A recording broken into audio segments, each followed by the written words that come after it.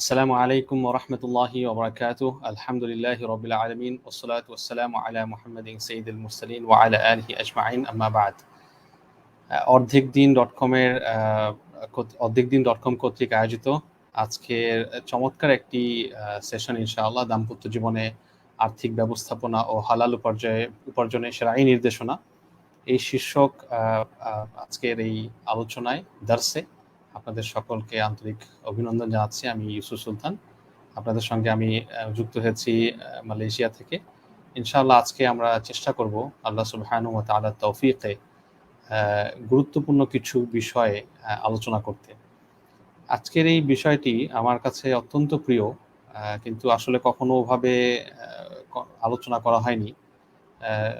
ঠিক অর্ধেকদিন.কম থেকে যখন আমাকে বললেন শুভ ভাই, ওই সময় আসলে এই টপিকটা নিয়ে আরো বিস্তারিত চিন্তা করা এবং আলোচনার জন্য প্রস্তুত করা।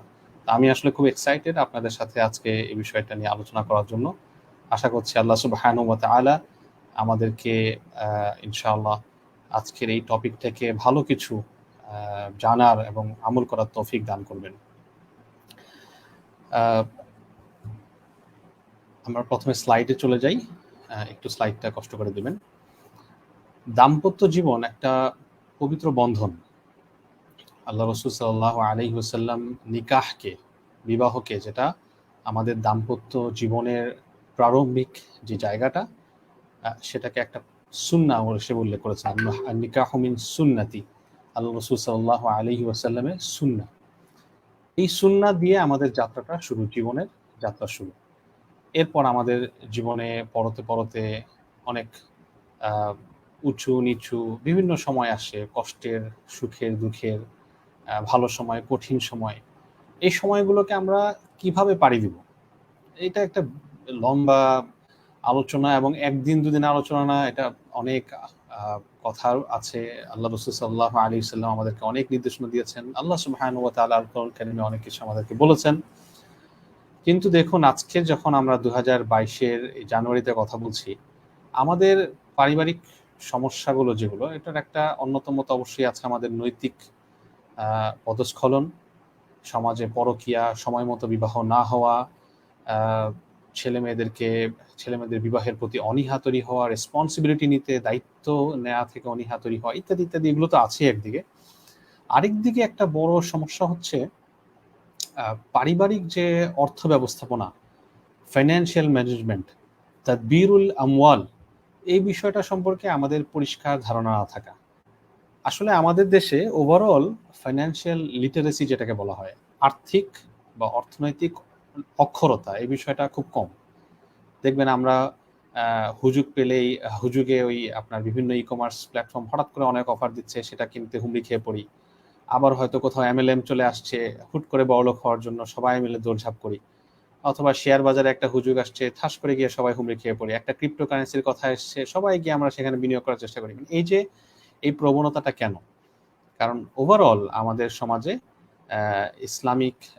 শুধু ইসলামিক না, ওভারঅল অর্থনৈতিক বিষয়ে আমি কখন টাকাটা খরচ করব, কিভাবে খরচ করব, এই বিষয়ে আমাদের নিরক্ষরতাটা বেশি। এর উপর যদি আমি যুক্ত করি যে ইসলামিক যে দৃষ্টিভঙ্গিগুলো, সেটার ব্যাপারে আমাদের অজ্ঞতা, আমাদের না জানা অনেক প্রকট। যাই হোক, আজকে আমরা কিছু বিষয় আলোচনা করবো ইনশাআল্লাহ। আশা করছি আমাদের জন্য কথাগুলো উপকারী হবে ইনশাআল্লাহ। আমি যেটা করেছি, আমার চিন্তা ভাবনাগুলোকে আমার কোরআন এবং সুন্নাহর আলোকে কিছু 10টি মূলনীতিতে আমি আপনার এটাকে সীমাবদ্ধ করার চেষ্টা করেছি। সীমাবদ্ধ ঠিক না, বলা যায় যে অর্গানাইজ করার চেষ্টা করেছি। এর বাহিরেও অনেক কথা আছে, বাকি আশা করি যে আমাদের একটা মোটা দাগে কিছু বিষয় চলে আসবে ইনশাআল্লাহ। প্রথম যে মূলনীতির কথা আমি বলবো, সেটা বিবাহের আগে পরে সবসময় আপনার হালাল উপার্জনের বিষয়টা। আমাদের জীবনের সকল ক্ষেত্রে আমরা যখনই ইসলামের আলোকে আর্থিক ব্যবস্থাপনার কথা বলবো, প্রথম যে বিষয়টা আসবে সেটা হচ্ছে আল্লাহ সুবহানাহু ওয়া তাআলা এবং আল্লাহ রাসূল সাল্লাল্লাহু আলাইহি ওয়াসাল্লামের যে নির্দেশিত পথ, সেই পথটাকেই একমাত্র উপার্জনের পথ হিসেবে নির্বাচন করে নেয়া। দেখুন, আমাদেরকে আল্লাহ সুবহানাহু ওয়া তাআলা যে সম্পদ দিয়েছেন, এই সম্পদের একচ্ছত্র মালিক হচ্ছেন আল্লাহ সুবহানাহু ওয়া তাআলা। ইল্লাহি মা ফিস সামাওয়াতি ওয়া মা ফিল আরদ। আকাশে এবং পৃথিবীতে, নবমণ্ডল এবং পৃথিবীতে এবং এর অতদূরই যে মাঝে যা আছে সবকিছুর মালিক হচ্ছেন আল্লাহ সুবহানাহু ওয়া তাআলা। তাহলে আমাদের কাছে সম্পদগুলো কি অবস্থায় আছে? আমাদের কাছে সম্পদগুলো আমানা, ট্রাস্ট। এটা আমাদেরকে দেয়া হয়েছে একটা সুনির্দিষ্ট উপায়ে, সুনির্দিষ্ট ভাবে এটাকে উপার্জন করা এবং খরচ করা, সেই দৃষ্টিকোণ থেকে। আল্লাহ তাআলা আল কোরআন কারীমে সূরা আল বাকারার 172 নম্বর আয়াতে বলেন, ইয়া আইয়ুহাল্লাযীনা আমানু কুলু মিন তাইয়্যিবাতি মা রাযাকনাকুম ওয়াশকুরু লিল্লাহি ইন কুনতুম ইয়াহু তা'বুদুন। হে মুমিনরা, তোমরা, আমি তোমাদেরকে যে রিজিক দিয়েছি সেখান থেকে পবিত্রতম যেগুলো, তয়্যিব যেগুলো, সেগুলো তোমরা খাও এবং আল্লাহর শুকরিয়া আদায় করো, কৃতজ্ঞতা আদায় করো। ইন কুনতুম ইয়াহু তা'বুদুন, যদি তোমরা তারই ইবাদত করে থাকো। আমরা প্রতিদিন 5 ওয়াক্ত নামাজে বলি না, ইয়াকা না'বুদু ওয়া ইয়াকা নাস্তাঈন, মানে আমরা একমাত্র আপনার ইবাদত করি এবং একমাত্র আপনার কাছে সাহায্য চাই। 5 ওয়াক্ত নামাজ আমরা কতবার বলি? নামাজ শেষেই আবার ঘুষ খাই, নাউজুবিল্লাহি মিন যালিক। নামাজ শেষেই আবার সুদ খাই, নামাজ শেষেই আবার ভেজাল দেই মাপে, মিথ্যা কথা বলে প্রোডাক্ট সেল করি। হ্যাঁ, আপনার কতভাবে করাপশন, আপনার দুর্নীতি, নানাভাবে আমরা কি করি? মানুষের সম্পদ আমরা ভক্ষণ করি, নাউজুবিল্লাহি মিন যালিক। আল্লাহ বলছেন, যদি তোমরা সত্যি তার ইবাদত করে থাকো, মানে আল্লাহর ইবাদত করে থাকো, তাহলে কি করো? কুলু মিন তাইয়্যিবাতি মা রাযাকনাকুম, সেটা তিনি হালাল করেছেন, আল্লাহ যেটা হালাল করেছেন সেখান থেকে খাও। এবং হাদিসে এসেছে আল্লাহ রাসূল সাল্লাল্লাহু আলাইহি ওয়াসাল্লাম বলেছেন, ইন্নাল্লাহা তাইয়্যিবুন লা ইয়াকবালু ইল্লা তাইয়্যিবান। নিশ্চয়ই আল্লাহ তাআলা পবিত্র এবং তিনি পবিত্র ছাড়া গ্রহণ করেন না। পবিত্র সম্পদ কোনগুলো? হালাল সম্পদ। আচ্ছা, এখন হালাল সম্পদ দিয়ে যদি আমার একমাত্র উপার্জন হয়, এখন হালাল কিন্তু নির্দিষ্ট না, হালাল অনির্দিষ্ট, অসংখ্য, আনলিমিটেড। হালালের কোনো সুনির্দিষ্ট গণ্ডি নেই। এত বেশি হালাল আল্লাহ সুবহানাহু ওয়া তাআলা আমাদের চারপাশে দিয়ে রেখেছেন। কিন্তু আমরা মানুষ নিজেদের উপর এত বেশি জুলুম করি, অত্যাচার করি, নিপীড়ন করি, যে আমরা ওই হালালের সন্ধানে না বের হয়ে ওই গুটি কয়েক হারামের মাঝেই মনে করি এর মাঝেই আমার জীবন। এই জন্য আমি লিস্টে কিছু হারাম সম্পদের কথা নিয়ে এসেছি, যেগুলো মোটা দাগে এই বিষয়গুলো যদি আমরা মাথায় থাকে, তাহলে আশা করা যায় যে আমরা হারাম উপার্জন থেকে অন্তত বাঁচতে পারবো, কারণ এর বাহিরে মোটামুটি অধিকাংশই হচ্ছে হালাল। 1 নম্বর হচ্ছে আপনার সুদ বা রিবা। রিবার একটা সংজ্ঞা হচ্ছে, আল্লাহ তাআলা তো আল কোরআন কারীমে সূরা আল বাকারার 275 নম্বর আয়াতে বলেছেন, ওয়া হালাল্লাহুল বাই'a ওয়া হারামার রিবা, আল্লাহ তাআলা ক্রয় বিক্রয়কে হালাল করেছেন, রিবাকে হারাম করেছেন, তা তো তিনি জানিয়েছেন। এর বাহিরেও আপনার আল কোরআন কারীমে 279 নম্বর আয়াতে আল্লাহ তাআলা বলেছেন, ফাইল্লাম তাফআলু ফাআযানু বিহারবি মিনাল্লাহি ওয়া রাসূলি, যদি তোমরা সুদ না ছাড়ো, রিবা না ছাড়ো, তাহলে তোমরা আল্লাহ এবং আল্লাহর রাসূলের সাথে যুদ্ধের ঘোষণা দাও। এই যে রিবার কথা আল্লাহ বলছেন, সুদের কথা বলছেন, রিবা আসলে কি? রিবা আপনার অনেক কিছু, অনেকগুলো সেক্টরেই রিবা হয়, কিন্তু মোটা দাগে কাউকে আমরা কোনো ঋণ দিলাম, কোনো টাকা দিলাম, অর্থ দিলাম, এর বিনিময়ে সে আমাকে একটা সুনির্দিষ্ট পরিমাণ অ্যামাউন্ট আপনার ফেরত দিবে। এটা হচ্ছে সুদের ফার্স্ট ক্যাটাগরি, রিবার প্রথম ক্যাটাগরি। এর আলোকে আপনার যত সুদি ব্যাংকিং আছে, ইন্স্যুরেন্স আছে, সরকারি বন্ড, আমাদের দেশে রিসেন্টলি মাত্র সুকুক চালু হয়েছে বন্ডের ইসলামিক বিকল্প, কিন্তু এর আগ পর্যন্ত যে সুদি বন্ড, সুদি সমিতি, আমাদের ব্যবসায়ী যারা ব্যবসা আছেন বিভিন্ন লেভেলের, বিভিন্ন রকম সমিতি তারা মেনটেন করেন। এই সমিতিগুলোর অধিকাংশই আমাদের দেখা মতে সুদি সমিতি। হ্যাঁ, তারপর গ্রামে গঞ্জে মহাজনী ঋণ, হ্যাঁ, আপনার ক্ষুদ্র ঋণ প্রতিষ্ঠান থেকে ঋণ, এরপর বন্ধকি জমি, বন্ধক দিলাম জমি, বন্ধক দিয়ে ঋণ নিলাম, সেই বন্ধকি জমি আরেকজন ব্যবহার করলো বিনামূল্যে 5 বছর 10 বছর, যতদিন পর্যন্ত ঋণ প্রদান করা না হয়, এগুলোও রিবার উদাহরণ। ঘুষ নেয়া হারাম সম্পদের উদাহরণ। যিনি বিশেষ করে ঘুষ নিচ্ছেন, ঘুষ দেওয়ার ক্ষেত্রে অনেক সময় আমাদের দেশে দুঃখজনকভাবে এমন পরিস্থিতি তৈরি হয়েছে, কিছু জিনিস যেটা আমার চূড়ান্তভাবে এটা আমার হক বা আমার রাইট, কিন্তু তারপরও সেটা ঘুষ দেয়া ছাড়া দেয়া হচ্ছে না। এরকম জায়গায় হয়তো যিনি দেন তার ক্ষেত্রে কিছুটা ছাড় থাকলেও যিনি নেন তার জন্য এটা সুস্পষ্টভাবে হারাম সম্পদ। এরপর জুয়া, কত রকম জুয়া আমাদের সমাজে প্রচলিত হয়ে গেছে। আমরা হয়তো মনে করি জুয়া নেই, ক্যাসিনো তো আছেই। ইভেন যারা আমাদের তরুণ প্রজন্ম যারা অনলাইনে খেলা দেখেন, গেমস খেলেন, এর ভিতরে নানা বেটিং চালু হয়েছে। এই বেটিংগুলো সবই জুয়া, ক্যাসিনো, লটারি। প্রায় সময় আমাদের দেশে মাল্টি লেভেল মার্কেটিং বা MLM শুরু হয়, পিরামিড স্কিম, পঞ্জি স্কিম শুরু হয়। এগুলো আপনার নন হালাল, হালাল নয়, হারাম সম্পদ। বিক্রয়ের ক্ষেত্রে মাপে ভেজাল দেয়া, মিথ্যা কথা বলে বিক্রয় করা, মেড ইন বাংলাদেশকে মেড ইন জার্মানি বলা, মেড ইন ইটালি বলা, মেড ইন ভারত বলা, এগুলোর কারণেও আপনার অর্থের একটা অংশ হারাম হয়ে যায়। চাকরির ক্ষেত্রে মিথ্যা ভাউচার দেয়া, মিথ্যা কর্মঘণ্টা দেখানো, কাজে ফাঁকি দেয়া, অফিসের জিনিস অনুমতি ছাড়া ব্যবহার করা, শেয়ার বাজারে হারাম সেক্টরে আপনার ইনভেস্ট করা, বিভিন্ন রকম হারাম ক্রিপ্টোকারেন্সি আছে সেগুলোতে ইনভেস্ট করা, তারপর আপনার ঋণ নিয়েছেন কেন, খেলাপি হওয়ার জন্য, যেন ঋণ দিতে না হয় সেই নিয়তে ঋণের দায়ে টালবাহানা করা, অন্যের সম্পদ অন্যায়ভাবে খাওয়া, আপনার উত্তরাধিকারের সম্পদ ফুফুকে, খালাকে, বোনকে বুঝিয়ে না দেওয়া, হ্যাঁ, তারপর আপনার মোহর আদায় না করা, এতিমের সম্পদ মেরে দেয়া, সরকারি সম্পদ মেরে দেয়া, পাবলিক সম্পদ যেটাকে বলা হয়, এই সবগুলোই আমাদের কি করে, আমাদের সম্পদে হারাম সম্পদ ঢুকিয়ে দেয়। এটার ইম্প্যাক্ট কি, এটার প্রভাব কি? এটার প্রভাব হচ্ছে দোয়া কবুল হয় না, এক নম্বর। ফাআন্না ইউস্তাজাবু লিযালিক, আল্লাহ রাসূল সাল্লাল্লাহু আলাইহি ওয়াসাল্লাম বলেছেন, একজন মুসাফিরের উদাহরণ দিয়েছেন। এই মুসাফির অনেক লম্বা সফর করে আসছে, অনেক ক্লান্তিকর সফর, তার চুল উস্কো খুস্কো, তার কাপড় চোপড় আপনার এলোমেলো হয়ে আছে, খুব ক্লান্ত পরিশ্রান্ত, আল্লাহর কাছে দোয়া করছে। আল্লাহ রাসূল সাল্লাল্লাহু আলাইহি ওয়াসাল্লাম বলছেন যে তার খাবার হালাল হারাম, মালবাসুহু হারামুন, তার পোশাক হারাম, অর্থাৎ হারাম টাকা দিয়ে কেনা। হ্যাঁ, সে কিভাবে, ফাআন্না ইউস্তাজাবু লিযালিক, কোন অধিকারে তার দোয়া কবুল করা হবে? For what? তার সবকিছু হারাম, সে তার আপাদ মস্তক আল্লাহ সুবহানাহু ওয়া তাআলার অবাধ্যতা করছে, আর এরপর বলতেছে আল্লাহ তুমি আমার এটা এটা করে দাও। কিভাবে কবুল করা হবে? How is it possible? আমরা দুনিয়ার কথা যদি চিন্তা করি, দুনিয়ার জায়গায়, হ্যাঁ অবশ্যই সে যদি তওবা করে সেটা ভিন্ন বিষয়। আত-তাইবু মিনাজ যামবি কামান লা যামবা লাহু, যখন মানুষ গুনাহ থেকে তওবা করে তখন সে এমন হয়ে যায় যেন তার কোনো গুনাহ নেই, সেটা ভিন্ন। আল্লাহ সুবহানাহু ওয়া তাআলা গফুর, আল্লাহ সুবহানাহু ওয়া তাআলা রহিম, আল্লাহ তাআলা রহমান, আল্লাহ তাআলা করিম, সব ঠিক আছে। কিন্তু গুনাহ করছি, তওবা করছি না, আবার আল্লাহর কাছে বলছি আল্লাহ এটা দাও ওইটা দাও এটা দাও, কিভাবে আসবে? খুব কঠিন বিষয়। তাহলে এক নম্বর হচ্ছে আমাদের তওবা কি হয়, সম্পদ আপনার দোয়া কবুল হয় না। দুই নম্বর, সম্পদে বারাকা নষ্ট হয়ে যায়। আল্লাহ সুবহানাহু ওয়া তাআলা আল কোরআন কারীমে স্পষ্ট বলেছেন, ইয়ামহাকুল্লাহুর রিবা, আল্লাহ তাআলা রিবাকে ধ্বংস করে দেন। ইয়ামহাক হচ্ছে গ্র্যাজুয়ালি ধ্বংস করে দেওয়া, ধীরে ধীরে ধীরে ধীরে। আপনি মনে করবেন যে আমার সম্পদ বাড়ছে, কিন্তু আস্তে আস্তে আস্তে আস্তে আস্তে এটা কমতে থাকবে। এবং বারাকা তো নষ্ট হবেই, বারাকা ব্লেসিং নষ্ট হবেই। আর এর বাহিরে গিয়েও সঠিক মানে আক্ষরিক অর্থেই দেখবো যে আমরা সম্পদ কমে যাচ্ছে। হয়তো আমার জেনারেশনে হবে, পরের জেনারেশনে হবে, এটা কমে যাবে। কিভাবে সেই সম্পদ পরিবারে শান্তি নিয়ে আসবে? তাহলে আমার যখন হারাম উপার্জন থাকবে, আমার পরিবারে আসলে শান্তি আসবে না।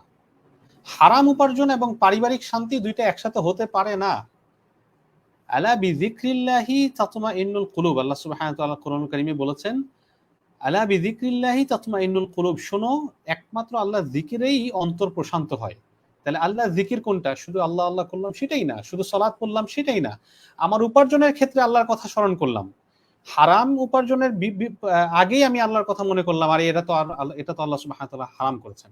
কিভাবে এই সম্পদ আমি উপার্জন করব, কিভাবে সেটা আমার স্ত্রীর মুখে তুলে দিব, কিভাবে আমার সন্তানের মুখে তুলে দিব, এই পুরো স্মরণটাই জিকির, এবং এর মধ্যেই প্রশান্তি, তাতমাইন্নুল কুলুব। এর বাহিরে যদি আমি যাই, সিস্টেমকে যদি ব্রেক করি, তাহলে কি হবে? শান্তি আসবে না। দুইটা কখনো একসাথে হয় না। রাত এবং দিন কখনো একসাথে হয় না। সাদা এবং কালো একসাথে হয় না, বাইনারি। আমাকে পছন্দ করতে হবে। I have been given a choice.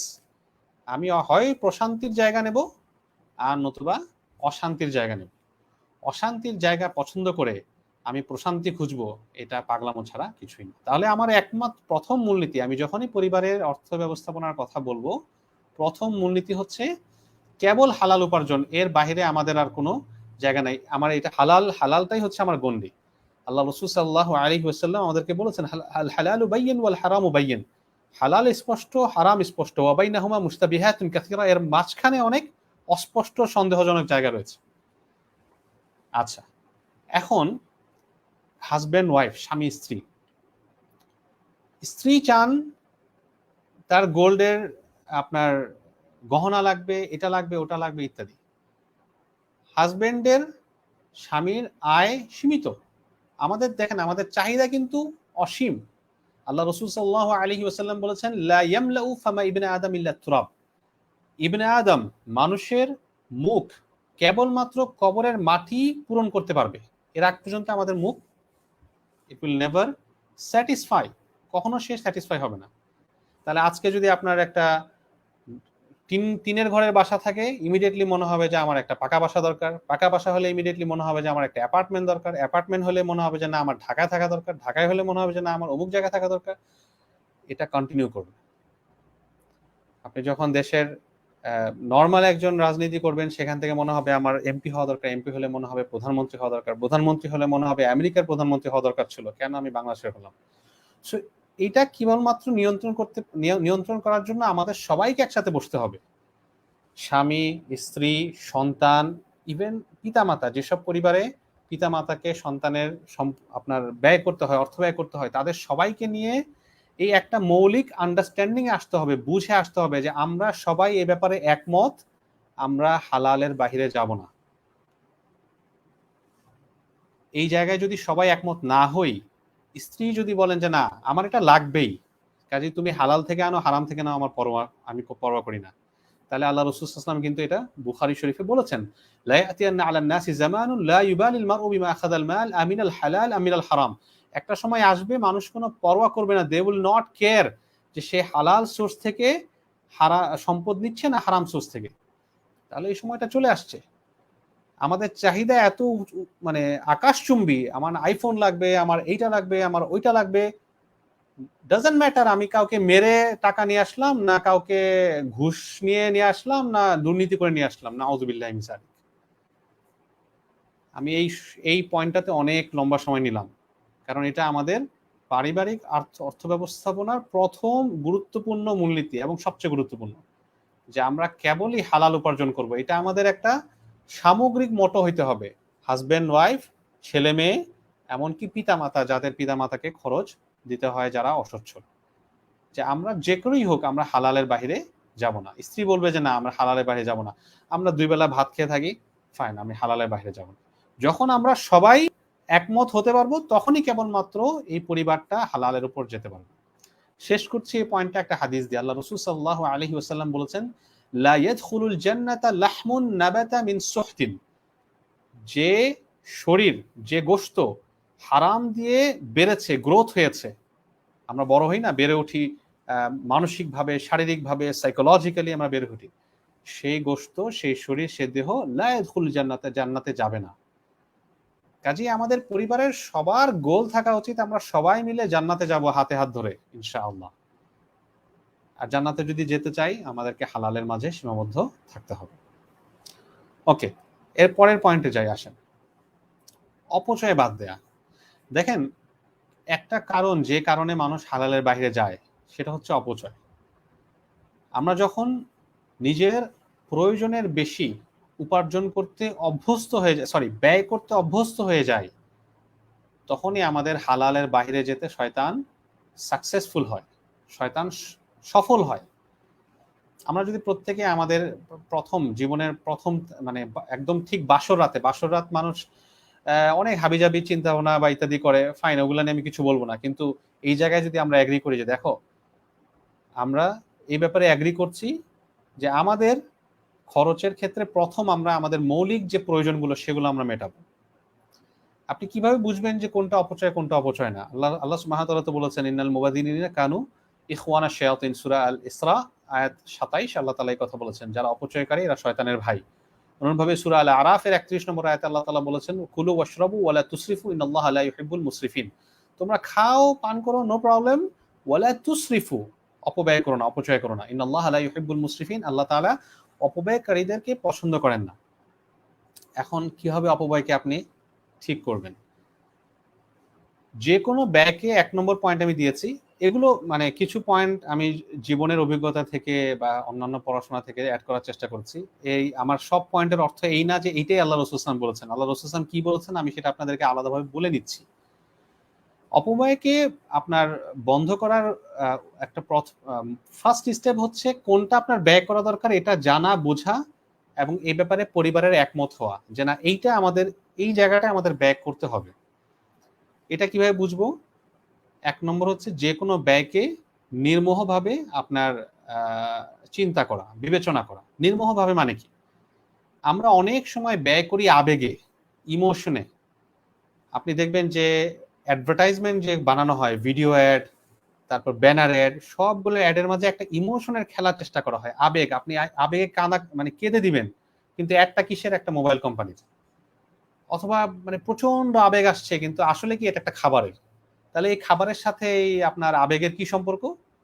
সম্পর্কটা হইলো এই যে আপনি যদি ব্রেইন দিয়ে চিন্তা করতেন যে এই খাবারটা আমার এখন খাওয়া দরকার, তাহলে ব্রেইন বলতো আরে ফালতু, তুমি ভাত খেয়েছো, এখন তোমার এই পিজা খাওয়া দরকার কি, বা এই চিকেন ফ্রাই খাওয়া দরকার কি। কিন্তু ব্রেইনটাকে যেন আপনি বাইপাস করতে পারেন, এই জন্য আপনার ইমোশন দিয়ে চিন্তা করার চেষ্টা করা হয়, আবেগ দিয়ে। আবেগ দিয়ে যখন চিন্তা করবেন তখন আর এখন ব্রেইনের আর প্রয়োজন নাই, এবং ওই ওই সময় আপনার পকেটে আসে 100 টাকা, খরচ হবে 1000 টাকা, ক্রেডিট কার্ড ইউজ হবে, অন্যের থেকে ধার করে টাকা নেওয়া হবে। এই আর যখনই আমি অপব্যয় শুরু করলাম, কেন আল্লাহ তাআলা পছন্দ করেন না দেখেন? আল্লাহ সুবহানাহু ওয়া তাআলা পছন্দ করেন না কারণ যখনই আমরা অপব্যয় করতে অভ্যস্ত হয়ে যাই, হয়তো হালালি ব্যয় করছি, কিন্তু অপব্যয় করতে করতে যখন অভ্যস্ত হয়ে যাই, অপব্যয়টা আসলে কি? এটা এমন একটা ব্যয় যেটাতে আমার ফায়দা নাই, আপনার সমাজের ফায়দা নাই, কারোই ফায়দা নাই, ইকোনমির ফায়দা নাই। আচ্ছা, ইকোনমিক ফায়দা নাই এটা বললে আবার ইকোনমিস্টরা রাগ করবেন, ওখানে আমার আলাদা ব্যাখ্যা দিতে হবে, ওটা বাদ দিলাম। ধরেন আমাদের মৌলিকভাবে দুনিয়াবি আখিরাতে কোনো ফায়দা নাই, উপকার নেই, বেনিফিট নাই। আর এই ধরনের ইয়াতে যখন আমরা অভ্যস্ত হয়ে যাই, তখন এটা খুব দূরে না যে আমরা হারামে অভ্যস্ত হয়ে যেতে পারি, নাউজুবিল্লাহি মিন যালিক। এই জন্য আল্লাহ তাআলা আমাদেরকে অপব্যয় নিষেধ করে দিয়েছে। তো যাই হোক, যেটা বলছিলাম যে কোনো ব্যয় আসবে, হঠাৎ করে দরকার কি যে ওকে ফাইন, কি লাগবে? আমাদের একটা মোবাইল কেনা লাগবে। একটু চিন্তা করেন, মোবাইল আমাদের নাই? আছে? হ্যাঁ আছে। আচ্ছা, এই মোবাইলটা দিয়ে কাজ হচ্ছে না? হচ্ছে। আচ্ছা, তাহলে এই মোবাইলটা এখন কেনার চিন্তাটা বাদ রাখেন। এভাবে করে প্রত্যেকটা আপনার আর্থিক সিদ্ধান্ত নেওয়ার আগে একটু চিন্তা করে দেখুন যে আমার এটা আসলেই লাগবে, না এটা না লাগলেও হয়। এভাবে করে দেখবেন যে অপব্যয়টা অনেক কমানো যাচ্ছে। ২ নম্বর, বাজারে যাওয়ার আগে, বিশেষ করে যখন আমরা পরিবারকে নিয়ে বাজারে যাই, বিভিন্ন এখন বাংলাদেশে অনেক বিভিন্ন স্টোর হয়েছে, আপনার যে স্টোরগুলোতে একসাথে সব জিনিসপত্র পাওয়া যায়। এইখানেও আসলে আবেগের খেলা। আপনি স্টোরে কোন জিনিসটা আগে রাখা হবে, চকলেটটা কোন জায়গায় রাখা হবে, তারপর বাচ্চারা যেটাতে আকৃষ্ট হয়, বাচ্চা এবং আমাদের মা বোনরা বেশি আবেগী, এই জন্য ওনাদেরকে কেন্দ্র করেই আসলে অ্যাডভার্টাইজমেন্ট থেকে শুরু করে শেলফে কোন জায়গায় কোন মাল রাখবে, সব মার্কেটিং এর প্ল্যান আসলে ওইখান থেকে চিন্তা করে রাখা হয়। তো আমি যদি আমার আমার পকেটে তো আর অর্থ আনলিমিটেড নেই। আমি যদি বাজারে যাই পূর্ব পরিকল্পনা ছাড়া, তাহলে কি হবে? আমি হয়তো যেটা আমার প্রয়োজন নেই ওই জায়গায় আমি ব্যয় করে আমার টাকাটা শেষ করে ফেলবো। এরপর যখন আমার প্রয়োজন হবে, তখন আমায় কি করতে হবে? আরেকজন থেকে ধার নিতে হবে। সেই ধার পরিশোধ করতে হলে আরেকজন থেকে ধার নিতে হবে। এভাবে করে আমার দেনার চক্র, ক্রেডিট ট্র্যাপ, এটাকে বলা হয় ক্রেডিট ট্র্যাপ। ঋণ চক্রে আমি পড়ে যাব। এইজন্য বাজারে যাওয়ার আগে কি লাগবে সেটা ঠিকমতো লিস্ট করে বাজারে যাওয়া এবং সেটাতেই লিমিটেড থাকার চেষ্টা করা। বেতন পাওয়ার পর যারা চাকরিজীবী, যারা একসাথে বেতনটা পান, তারা চেষ্টা করবেন পরিবারের যে মৌলিক প্রয়োজন, হ্যাঁ, যেমন চাল, ডাল, এগুলোকে কিনে ফেলতে। এগুলোকে আগে আপনার একান্ত প্রয়োজনীয় যেগুলো ২-৩ সপ্তাহ বা ১ সপ্তাহ যাদের যেভাবে সামর্থ্য হয়। এতে কি হবে? আপনার ওই যে অপব্যয়ের জায়গাগুলো, ওই অপব্যয়ের জায়গাগুলো আস্তে, আস্তে, আস্তে, আস্তে কমে আসবে। এখানে আমি একটা স্লাইড আনার চেষ্টা করেছি। সেটা হচ্ছে যে আমরা যখনই অপব্যয়ের কথা বলছি, তখন একটা বিষয় আসে প্রায়োরিটি দেয়া। প্রায়োরিটি মানে হচ্ছে গুরুত্ব দেয়া। আমি কোনটাকে আগে গুরুত্ব দিব? আমার এখানে একটা আইফোন মনে হচ্ছে এটাই কেনা দরকার। স্বপ্নের মধ্যে দেখতেছি, ঘুম থেকে উঠে দেখতেছি, রাস্তায় হাঁটলেই খালি আইফোন দেখতেছি, তাতে এটা আমার এখনই কিনতে হবে। মানে আমার ব্রেইন বলতেছে কি এটা অনেক প্রয়োজন। আবার অন্যদিকে আমার আব্বা চিকিৎসা করতে পারছেন না। হ্যাঁ? তার চিকিৎসার খরচ দরকার। আমার ভাই, সে আপনার একটা অসুস্থতায় চলছে, সে চিকিৎসা করতে পারছে না। আমি কোনটাকে প্রায়োরিটি দিব? গুরুত্ব দিব? এই স্লাইডটা আমি তৈরি করেছি আপনার কোরআন এবং হাদিসের বিভিন্ন যে উইজডম, সেটার আলোকে। যে আমাদের নিজ যে ইমিডিয়েট ফ্যামিলি, আমরা নিজেরা, আমাদের স্বামী স্ত্রী, আমাদের পিতামাতা উভয় দিকে, হ্যাঁ, যেমন আমি হাজবেন্ড দেখে আমি মনে করলাম যে না, স্ত্রীর বাবা মা তো আমার বাবা মা না, এটা না, না, এটা এটা এটা একটা ভুল ফিলসফি। আমাদের পিতামাতা বলতে আমাদের উভয় দিকেই চিন্তা করা দরকার, কারণ সেও আমার স্ত্রীর পিতামাতা মানে আমার পার্টনারের। আমি সামনে একটা পয়েন্ট নিয়ে আসবো ইনশাল্লাহ, যে স্বামী স্ত্রীকে আমরা কিভাবে দেখবো। ওইখানে আমি একটা একটা একটা পয়েন্ট নিয়ে আসছি যে হাজবেন্ড ওয়াইফ আমরা একে অপরে একটা পার্টনারের মতো। তা আমার স্ত্রীর পিতা মাতা অসুস্থ আর আমি এখানে আইফোন কেনায় ব্যস্ত হয়ে আছি, আমি এখানে একটা একটা লাক্সারি খরচ করার জন্য ব্যস্ত চিন্তা করছি, এটা শরিয়া পছন্দ করে না। তো আমার পিতা মাতা, ভাই বোন, হ্যাঁ, তারপর আত্মীয় স্বজন, আল্লাহ রসুল সাল্লাল্লাহু আলাইহি ওয়াসাল্লাম সিলাতুর রাহিমের কথা বলেছেন না, আপনার সিলাতুর রাহিম, আত্মীয়তার সম্পর্ক অটুট রাখা। আত্মীয়তার সম্পর্ক অটুট রাখা কিভাবে? আহ, তাদের সাথে কথা বলা, খোঁজ খবর নেয়া, বিপদে পড়েছে তাকে আর্থিক সাহায্য করা, সবগুলো আত্মীয়তা সম্পর্ক অটুট রাখার অংশ। তারপর প্রতিবেশী, আল্লাহ রসুল সাল্লাল্লাহু আলাইহি ওয়াসাল্লামকে জিবরিল আলাইহিস সালাম এতবার প্রতিবেশীর কথা স্মরণ করিয়ে দিয়েছেন যে তিনি বলেছেন, হাদিসে এসেছে যে উনি বলেছেন যে আমার কাছে মনে হয়েছে যে জিবরিল এবার বোধহয় আপনার প্রতিবেশীকে উত্তরাধিকার বানানোর নির্দেশ নিয়ে আসবে, অর্থাৎ আমাদের ভাই বোন আত্মীয় স্বজন যেমন উত্তরাধিকার হয়, প্রতিবেশীও হয়তো হবে, মানে এরকম ভাবে ইম্পর্টেন্স দেওয়া হয়েছে। তাহলে প্রতিবেশীর কথা, দুস্থ গরিবদের কথা, তাহলে এইভাবে যখন আমরা প্রায়োরিটি দিব, গুরুত্ব দিব, যে না আমার ধরেন এখন আসলো কি যে আমি যেমনটা উদাহরণ বললাম যে আমার একটা ভাই অসুস্থ, আর আমার এখানে মনে হচ্ছে কি যে আমার একটা স্বর্ণের জিনিস কেনা দরকার, আমার প্রতিবেশী অসুস্থ, আমি জানছি, আমার কাছে খবর এসেছে, আর আমি এখন একটা লাক্সারি খরচের চিন্তা করছি, হ্যাঁ, একটা একটা বিদেশ ট্রিপের কথা চিন্তা করছি, যেটা আমার কোনো প্রয়োজনেই নাই, কোনো কিছুই নেই। ওই ওই জায়গাগুলোতে আমরা কিভাবে গুরুত্ব দিব, কোনটাকে গুরুত্ব দিব, এটা আমাদেরকে মাথায় রাখা দরকার। একইভাবে মৌলিক প্রয়োজনটা প্রথম মানুষের, খাদ্য, বাসস্থান, স্বাস্থ্য, শিক্ষা, এরপরে অতিরিক্ত প্রয়োজন থেকে অতিরিক্ত যেগুলো, এরপর আরো অতিরিক্ত যেগুলো অপচয়, আমার চেষ্টা করা দরকার যে আমার এই যে স্বামী স্ত্রী পিতা মাতা বা যাদের কথা বলেছি ভাই বোন, তাদের সবার এই মৌলিক জিনিসটা হচ্ছে কিনা, না তাদের যদি এই মৌলিক প্রয়োজনটা না হয়, আমি গিয়ে বিলাসিতা অপচয় লেভেলে চলে যাই, হ্যাঁ, অথচ তারা না খেয়ে আছে, চিকিৎসা না পেয়ে তারা মারা যাচ্ছে, অসুখে ভুগছে, এটা তো ইনসাফ হচ্ছে না। আল্লাহ সুবহানাহু ওয়া তাআলা আমাকে সম্পদ দিয়েছেন, ওই যে আগে আমি বলেছি এই সম্পদের মালিক তো তিনি, তিনি আমাকে সাময়িক ভোগ করার জন্য দিয়েছেন। এটা আমার জন্য একদিকে নেয়ামা, আবার আরেকদিকে এটা আমার জন্য পরীক্ষা। আমি কিভাবে আল্লাহ সুবহানাহু এই এই এই সিচুয়েশন গুলোতে কিভাবে আমি রেসপন্স করি, এটা আমার জন্য পরীক্ষা। কাজে আমি বিলাসিতাকে গ্রহণ করলাম, আর অন্যদিকে আমার এই যে যাদের কথা উল্লেখ করেছি, তারা না খেয়ে মারা যাচ্ছে, তারা চিকিৎসা ছাড়া মারা যাচ্ছে, বিবাহ হচ্ছে না, আর আমি ফুর্তি করছি, এটা এটা শরিয়ার মিজাজের খিলাফ। ৩ নম্বর যে পয়েন্ট আমি নিয়ে এসেছি সেটা হচ্ছে নিজের থেকে নিচের স্তরের মানুষের দিকে তাকানো। আল্লাহ রাসূল সাল্লাল্লাহু আলাইহি ওয়াসাল্লাম বলেছেন, সুনানে তিরমিজিতে এসেছে হাদিসটি, উনজুরু ইলা মান হুয়া আসফালা মিনকুম ওয়া লা তানজুরু ইলা মান হুয়া ফাওকাকুম ফাইন্নাহু আজদারু আল্লা তাজদারু নি'মাতাল্লাহি আলাইকুম আও কামা ক্বালা আলাইহিস সালাতু ওয়াস সালাম। তোমরা নিজেদের থেকে নিচে যারা তাদের দিকে তাকাও, নিজেদের থেকে উপরে যারা তাদের দিকে তাকাও না, তাহলে তোমরা আল্লাহর নিয়ামতকে আরো বেশি অ্যাপ্রিসিয়েট করতে পারবে, আল্লাহর নিয়ামতের নাশুকর হবে না। আল্লাহ রসুল ইসলাম আমাদেরকে এই কথা শিখিয়েছেন। এখন আমার সন্তান কি করলো, হঠাৎ করে ডিমান্ড নিয়ে আসলো, বাবা আমার কি করে, আমার এই লাগবে, মোবাইল লাগবে, আমার ল্যাপটপ লাগবে, আমার কম্পিউটার লাগবে। তাদেরকে গ্রামে নিয়ে যান, গ্রামের বাচ্চাদের সাথে একটু তাদেরকে খেলাধুলা করান, যে দেখো তাদের লাইফ স্টাইলটা দেখো, উনজুর উলামান হুয়া আসফালা মিনকুম, তোমাদের চেয়ে নিচে যারা তাদের দিকে তাকাও। ঠিক একইভাবেই স্বামী স্ত্রীর একে অপরের ক্ষেত্রেও একই কথা প্রযোজ্য। দেখুন আমি বারবার একটা কথা বলার চেষ্টা করছি, যে আমরা আজকে যেই মূলনীতিগুলো বলবো এগুলো আমাদের সবার মিলে মূলনীতি।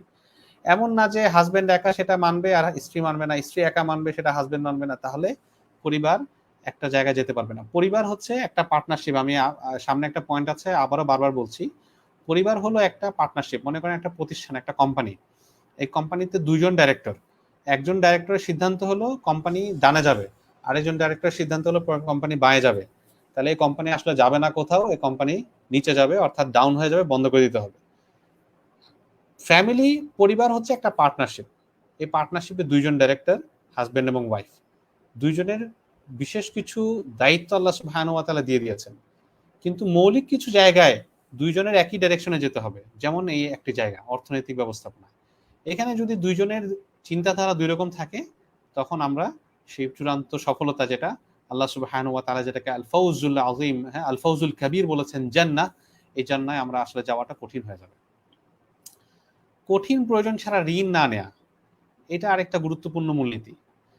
দেখুন আল্লাহ রাসূল সাল্লাল্লাহু আলাইহি ওয়াসাল্লাম ঋণের ব্যাপারে খুব কঠিন আপনার ভাব তিনি ব্যক্ত করেছেন। যেমন ধরেন একটি হাদিস আছে, এটা আব্দুল্লাহ ইবনে আমর রাদিয়াল্লাহু আনহু থেকে বর্ণিত, সহিহ মুসলিমে এসেছে, ইউগফারু লিশ-শাহীদি কুল্লু যামবিন ইল্লা দাইন। আরেকটি সিমিলার হাদিস এসেছে আনাস ইবনে মালিক রাদিয়াল্লাহু আনহু থেকে, এটা সহিহ তিরমিজিতে এসেছে, সুনান তিরমিজিতে, আল কাতলু ফি সাবিলিল্লাহ ইউকাফিরু কুল্লা খাতিআতিন ফাকালা জিবরিল ইল্লা দাইন ফাকালা an-নাবী সাল্লাল্লাহু আলাইহি ওয়াসাল্লাম ইল্লা দাইন। এই দুই হাদিসের মর্ম কথা হলো, একজন শহীদ যে নিজের জানকে, জীবন নিজের কাছে সবচেয়ে প্রিয়, হ্যাঁ একজন মানুষের কাছে সবচেয়ে প্রিয় হচ্ছে তার নিজের প্রাণটা, সে প্রাণটা সে আল্লাহ সুবহানাহু ওয়া তাআলার পথে দিয়ে দিয়েছে, তাহলে ডেফিনেটলি সে কত বড় উৎসর্গ করেছে, সব গুনাহ ক্ষমা হয়ে যাওয়ার কথা। কিন্তু আল্লাহ রাসূল সাল্লাল্লাহু আলাইহি ওয়াসাল্লাম বলছেন ইল্লা দাইন, ঋণ রেখে যাওয়া ছাড়া, মানে ঋণ ছাড়া। অর্থাৎ দেখা গেল যে সে ঋণ রেখে গিয়েছে, মানে এই ঋণ মানে কোন ঋণ, যেটা সে অপ্রয়োজনে আপনার নিয়েছে, সে শোধ করেনি, মাদিন আল মুমাতিল, অর্থাৎ সে টালবাহানা করেছে। আল্লাহ রাসূল সাল্লাল্লাহু আলাইহি ওয়াসাল্লাম আরেকটি হাদিসে বলেছেন, হাদিসটির শব্দ এই মুহূর্তে মনে আসছে না, বাংলা মর্মার্থটা হচ্ছে যে ঋণ গ্রহীতা টালবাহানা করে, অর্থাৎ তার সে ঋণ পরিশোধ না করার জন্যই ঋণটা নিয়েছে, হ্যাঁ, অথবা তার সামর্থ্য আছে কিন্তু স্টিল সে পে করছে না, এটা হচ্ছে জুলুম, এটাকে আল্লাহ রাসূল সাল্লাল্লাহু আলাইহি ওয়াসাল্লাম জুলুম বলছেন। তাহলে দেখেন এখানে ইল্লা দাইন, শহীদের সমস্ত ক্ষমা মানে মাফ হয়ে যাবে, ঋণ ছাড়া, আল্লাহ রাসূল সাল্লাল্লাহু আলাইহি ওয়াসাল্লাম বলছেন। অনুরূপভাবে আপনার আরো হাদিস আছে যেখানে আল্লাহ রাসূল সাল্লাল্লাহু আলাইহি ওয়াসাল্লামের কাছে জানাজা এসেছে, মৃত ব্যক্তির জানাজা এসেছে, তিনি প্রশ্ন করেছেন আলাইহি দাইনুন, তার কি ঋণ আছে কিনা? যখন উত্তর দেওয়া হয়েছে যে নাই, উনি জানাজা পড়িয়েছেন। যখন উত্তর দেওয়া হয়েছে যে হ্যাঁ আছে, তখন কেউ যদি দায়িত্ব নিত যে হ্যাঁ আমি তার ঋণ পরিশোধ করার দায়িত্ব নিলাম ইয়া রাসূলুল্লাহ, উনি জানাজা পড়িয়েছেন, নতুবা উনি বলেছেন তোমরা পড়ে না। অর্থাৎ রাসূল সাল্লাল্লাহু আলাইহি ওয়াসাল্লাম বাহ্যিক ঘৃণা প্রকাশ করেছেন ঋণ রেখে মৃত্যুবরণ করাকে। ঋণ হচ্ছে একান্ত প্রয়োজনে, প্রয়োজন কোনটা, এখন প্রয়োজনকে ডিফাইন করা দরকার। আবারও ফিরে আসি, প্রয়োজন কি একটা মোবাইল কেনা, প্রয়োজন কি একটা মোটরসাইকেল কেনা, অথবা প্রয়োজন কি একটা ফ্রিজ কিনা, টিভি কিনা, সোফা কিনা? প্রয়োজন ডিটারমিন করতে হবে। প্রয়োজন শরঈ ভাবে আপনি যদি দেখেন, শরিয়ার বিভিন্ন জায়গায় কিছু এমন জরুরা, যেমন জরুরা শব্দটাকে ব্যবহার করা হয়েছে এমন সিচুয়েশনে যখন মানুষের মৃত্যু আশঙ্কা থাকে, অঙ্গহানির আশঙ্কা থাকে, ওই সকল সিচুয়েশনে। এরকম সিচুয়েশন ছাড়া কেন একটা মানুষ ঋণ নেবে? ঋণ ঋণ যথাসম্ভব না নেয়া আমাদের দুঃখজনক। আমাদের অনেক ভাই বোনের ঋণ নিতে নিতে এটা অভ্যাসে পরিণত হয়ে যায়, এবং আমার অবজারভেশনে দেখেছি অনেক সময় ঋণটা উনি কেন নিচ্ছেন, ওই যে আমি বাংলার একটা কথা বলছি যে দেখেন পুরো পরিবারটা মিলে একমুখী হতে হবে। এখন স্ত্রী জানে না যে তার হাজবেন্ড কষ্টে আছে, সো স্ত্রীকে সে বুঝতে না দেওয়ার জন্য, তার কাছে মনে হচ্ছে যে আমি অনেক তার স্ত্রীর প্রতি ইহসান করছি, বুঝতে না দেওয়ার জন্য সে ঋণ নিয়ে পরিবারকে আপনার সেম লাইফ স্টাইলে আপনার মেনটেন করাচ্ছে। হ্যাঁ, ধরেন আগে এক বেলা দুধ ছিল, এটা ছিল, এখন সে হঠাৎ করে আর্থিক সমস্যায় পড়ে গেছে, তো এটা জানাবেন স্ত্রীকে, জানাচ্ছে না, সে ঋণ নিয়ে সেম লাইফ স্টাইলটা মেনটেন করে যাচ্ছে। অথবা ধরেন তা কারো বাবা মা, এখন বাবা মা যদি জানে ছেলে চাকরি চলে গেছে, মনে কষ্ট হবে, এই জন্য জানাচ্ছে না, না জানিয়ে কি করছে, ওই ঋণ দিয়ে ব্যাকআপ দিচ্ছে। কেন? আপনার আমার স্ত্রীকে আপনি জানান, সন্তানদেরকে জানান, পিতামাতাকে জানান, সবাই দোয়া করবে, সবাই মিলে আমাদের এই পরিবারটা, আমরা সবাই যখন এই বিষয়টা বুঝবো তখন পরিস্থিতি সামলানো সহজ হবে। একটা মানুষের কখনোই তার পুরো লাইফে একই রকম চাকরি থাকে না, একই রকম বেতন থাকে না, একই রকম আয় থাকে না, কখনো উপরে যাবে, কখনো নিচে যাবে, কখনো উপরে যাবে, কখনো নিচে যাবে। আপনারা নিশ্চয়ই হার্টের দেখেছেন, tick tick tick tick tick এরকম ভাবেই যাবে। যখন উপরে যাবে, যখন সুখের সময় আসবে সবাই মিলে আমরা আনন্দ করব, যখন কষ্টের সময় যাবে তখন সবাই মিলে সেটা আমরা করব। যদি আপনি শুধু সুখের সময়ের বন্ধু হন আর দুঃখের সময়ে আপনার দূরে সরে যাওয়ার থাকে, তাহলে তো এটা তো প্রকৃত লাইফ পার্টনার না, প্রকৃত পিতামাতাও না, সন্তানও না। একজন সন্তান সে তার বাবার কষ্ট বুঝবে, একজন পিতামাতা সে সন্তানের কষ্ট বুঝবে, আর একজন স্ত্রী তো বটেই বুঝবে। তাহলে সমস্যা কি? যাই হোক, যেটা বলছিলাম যে ঋণ এই যে আজকে দেখেন আমাদের সমাজে ক্রেডিট কার্ড এত বেশি ব্যবহার হচ্ছে, বাই নাও পে লেটার, এখন কিনুন পরে পরিশোধ করুন, অর্থাৎ নানাভাবে মানুষ ঋণকে সহজ করে নিচ্ছে। আপনারা হয়তো অনেকেই জানেন যারা অর্থনীতি নিয়ে পড়াশোনা করেছেন, 2007-08 আন্তর্জাতিক যে বিশ্ব অর্থনৈতিক যে মন্দা, গ্লোবাল ফিনান্সিয়াল ক্রাইসিস, এটার পিছনের মূল কারণ ছিল এই ক্রেডিট ট্র্যাপ, ঋণে জর্জরিত হয়ে যাওয়া ট্র্যাপ। ওই সময় আমাদের দেশে এত ঋণ প্রচলিত ছিল না 2007-08-এ, কিন্তু আজকে 2022-এ যখন আমরা কথা বলছি, প্রত্যেকটা ব্যাংক ক্রেডিট কার্ড আপনার পকেটে গুজে দেওয়ার জন্য ফোনের পর ফোন দিচ্ছে, আসছে, হাসি মুখে কথা বলছে। এটা কিসের কার্ড? ক্রেডিট কার্ড হচ্ছে ঋণের কার্ড। আমরা প্রত্যেক ক্রেডিট কার্ড, মানে শুধু আমি সুদের ব্যাপারটা যদি নাও যাই, এটা তো অবশ্যই সুদী ব্যাংকের ক্রেডিট কার্ড তো অবশ্যই সুদের, এটা তো আরো ভয়াবহ। কিন্তু শুধু ঋণের জায়গা থেকে যদি বলি, এটা অত্যন্ত ভয়ঙ্কর বিষয়। আমাদের সবার চেষ্টা করা উচিত আমার জীবনে যেন একান্ত প্রয়োজনে পড়া ছাড়া ঋণ না নিতে হয়। এবং দেখেন আল্লাহ রসুল সাল্লাল্লাহু আলাইহি ওয়াসাল্লাম কিন্তু আল্লাহ সুবহানাহু ওয়া তাআলার কাছে এরকম সিচুয়েশনে পড়া থেকে পানা চাইতেন, আল্লাহর কাছে দোয়া করা যেন আমাদের ঋণে জর্জরিত না হতে হয়। 5 নম্বর যে বিষয়টা বলেছি, শর্টকাটে আয়ের চিন্তা না করা। আল্লাহ রসুল সাল্লাল্লাহু আলাইহি ওয়াসাল্লাম দেখেন হাদিসে এসেছে, আতিয়াবুল কাসবি আমালুর রজুল বিয়াদিহি। আল্লাহ রসুল সাল্লাল্লাহু আলাইহি ওয়াসাল্লাম বলেছেন যে সবচেয়ে পবিত্র আয় হচ্ছে মানুষের নিজের হাতের আয়, অর্থাৎ পরিশ্রম করে যেটা সে আয় করে, অলস না হওয়া। আল্লাহ রসুল সাল্লাল্লাহু আলাইহি ওয়াসাল্লাম দোয়া করতেন যে আমি কি দোয়া করতেন, আল্লাহুম্মা ইন্নী আউযু বিকা মিনাল আজজি ওয়াল কাসালি ওয়াল জুবনি ওয়াল হারামি ওয়াল বুখলি ওয়া আউযু বিকা মিন আযাবিল কবর। যে ইয়া আল্লাহ, আমি আপনার কাছে পানা চাচ্ছি, আশ্রয় চাচ্ছি অক্ষমতা থেকে, অক্ষম হয়ে যায় মানুষ অক্ষমতা থেকে, অলসতা থেকে, কাপুরুষতা থেকে, আপনার স্থবিরতা থেকে, বয়সের কারণে স্থবির হয়ে গেছে এটা থেকে, ওয়াল বুখলি, এবং আপনার কৃপণতা থেকে, ওয়া আউযু বিকা মিন আযাবিল কবরি ওয়া মিন ফিতনাতিল মাহইয়া ওয়াল মামাত, এবং কবরের আযাব থেকে এবং জীবদ্দশা ও মৃত্যুর পরের যে বিভিন্ন ফিতনা, এর থেকে আমি আপনার কাছে পানাহ চাচ্ছি। এখন আমাদের তরুণ প্রজন্মের, শুধু তরুণ প্রজন্মেরই না, তরুণ প্রজন্ম আরো বয়স যাদের হয়েছে অনেকেই এই কেন কেন এই কেনর উত্তর আসলে এতক্ষণ আমি অনেকবার দিয়েছি। একটা পরিবার যখন সবাই মিলে নিজেদের চাহিদাকে সংকুচিত করার চেষ্টা না করে, পরিবার যখন বারবার ছেলেমেয়েরা, স্ত্রী, হ্যাঁ, আপনার বারবার যখন অতি উচ্চবিলাসী হয়, অন্যেরটা দেখে আপনার ইয়া করার চেষ্টা করে, ইত্যাদি করে, তখন মানুষ কি করে, মানুষ হতাশ হয়ে যায়। সে দেখছে যে আমি সারা মাস কষ্ট করার পরে মাত্র 15,000 টাকা বেতন পাই, 20,000 টাকা বেতন পাই, 25,000 টাকা বেতন পাই, অথচ আমার স্ত্রী সন্তানের চাহিদা তো 50,000 টাকা, 60,000 টাকা। আমি কি করব? সে এখন খোঁজে যে আমি শর্টকাটে কিভাবে বড়লোক হতে পারি। ওই সময় এমএলএম ওয়ালারা তাকে ধরে, পঞ্জি স্কিম ওয়ালারা ধরে, জুয়ারিরা তাকে ধরে, ক্রিপ্টোকারেন্সি ওয়ালারা তাকে ধরে, যত নতুন নতুন ফাঁদ ফন্দি আছে এরা তাকে ধরে। আর ওই ব্যক্তি যে আসলে অত্যন্ত বোকা, সেই ফাঁদে পড়ে যায় এবং শর্টকাটে বড়লোক হওয়া তো দূরের কথা, সে শর্টকাটে, চূড়ান্ত শর্টকাটে মারাত্মক গরিব হয়ে যায়। এই জন্য আমাদের মাথায় রাখতে হবে শর্টকাটে বড়লোক করার আসলে কোনো সুযোগ নাই।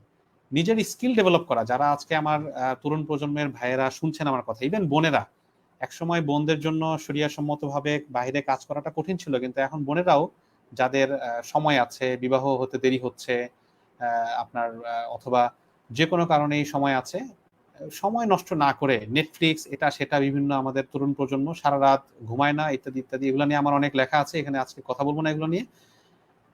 সময়কে নষ্ট না করা, বরং নতুন স্কিল শিখুন, অনেক স্কিল, কম্পিউটার শিখুন, আপনার ইন্টারনেট, বিভিন্ন টেকনোলজি আসছে, সফটওয়্যার ইন্ডাস্ট্রিতে আছে, আপনার মেধায় যেটা কুলায়, যেভাবে আপনি হয়তো আঁকা আঁকিতে পছন্দ করেন, গ্রাফিক্স শিখুন, বিভিন্ন রকম স্কিল আছে, সেগুলো ডেভেলপ করুন, প্রেজেন্টেশন স্কিল শিখুন, পাবলিক টাইম ম্যানেজমেন্ট আছে, পার্সোনাল আছে,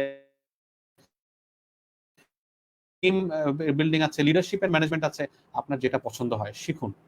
বাংলা এখন অনেক রিসোর্স আছে, ইংরেজি আছে, অজানা ভাষায়, পারদর্শী অন্য ভাষায় আছে, কিন্তু শর্টকাটে বড়লোক হওয়ার এই উপায়টা শিখেন না। এখানে শেখার কিছু নাই, আর এখানে আপনারা কিছু নাই, আর্থিক সিদ্ধান্ত নেওয়ার আগে যাচাই করা, যেটাকে আমরা ইংরেজিতে বলি ডিউ ডিলিজেন্স, আর আরবিতে বলি তাহকিক। এই যাচাইটা মানে কি? এই যে একজন আমাকে বলছে যে আপনি এই জমিটা কিনেন, কিনলে 1 বছরে আপনার দাম 5 গুণ হয়ে যাবে।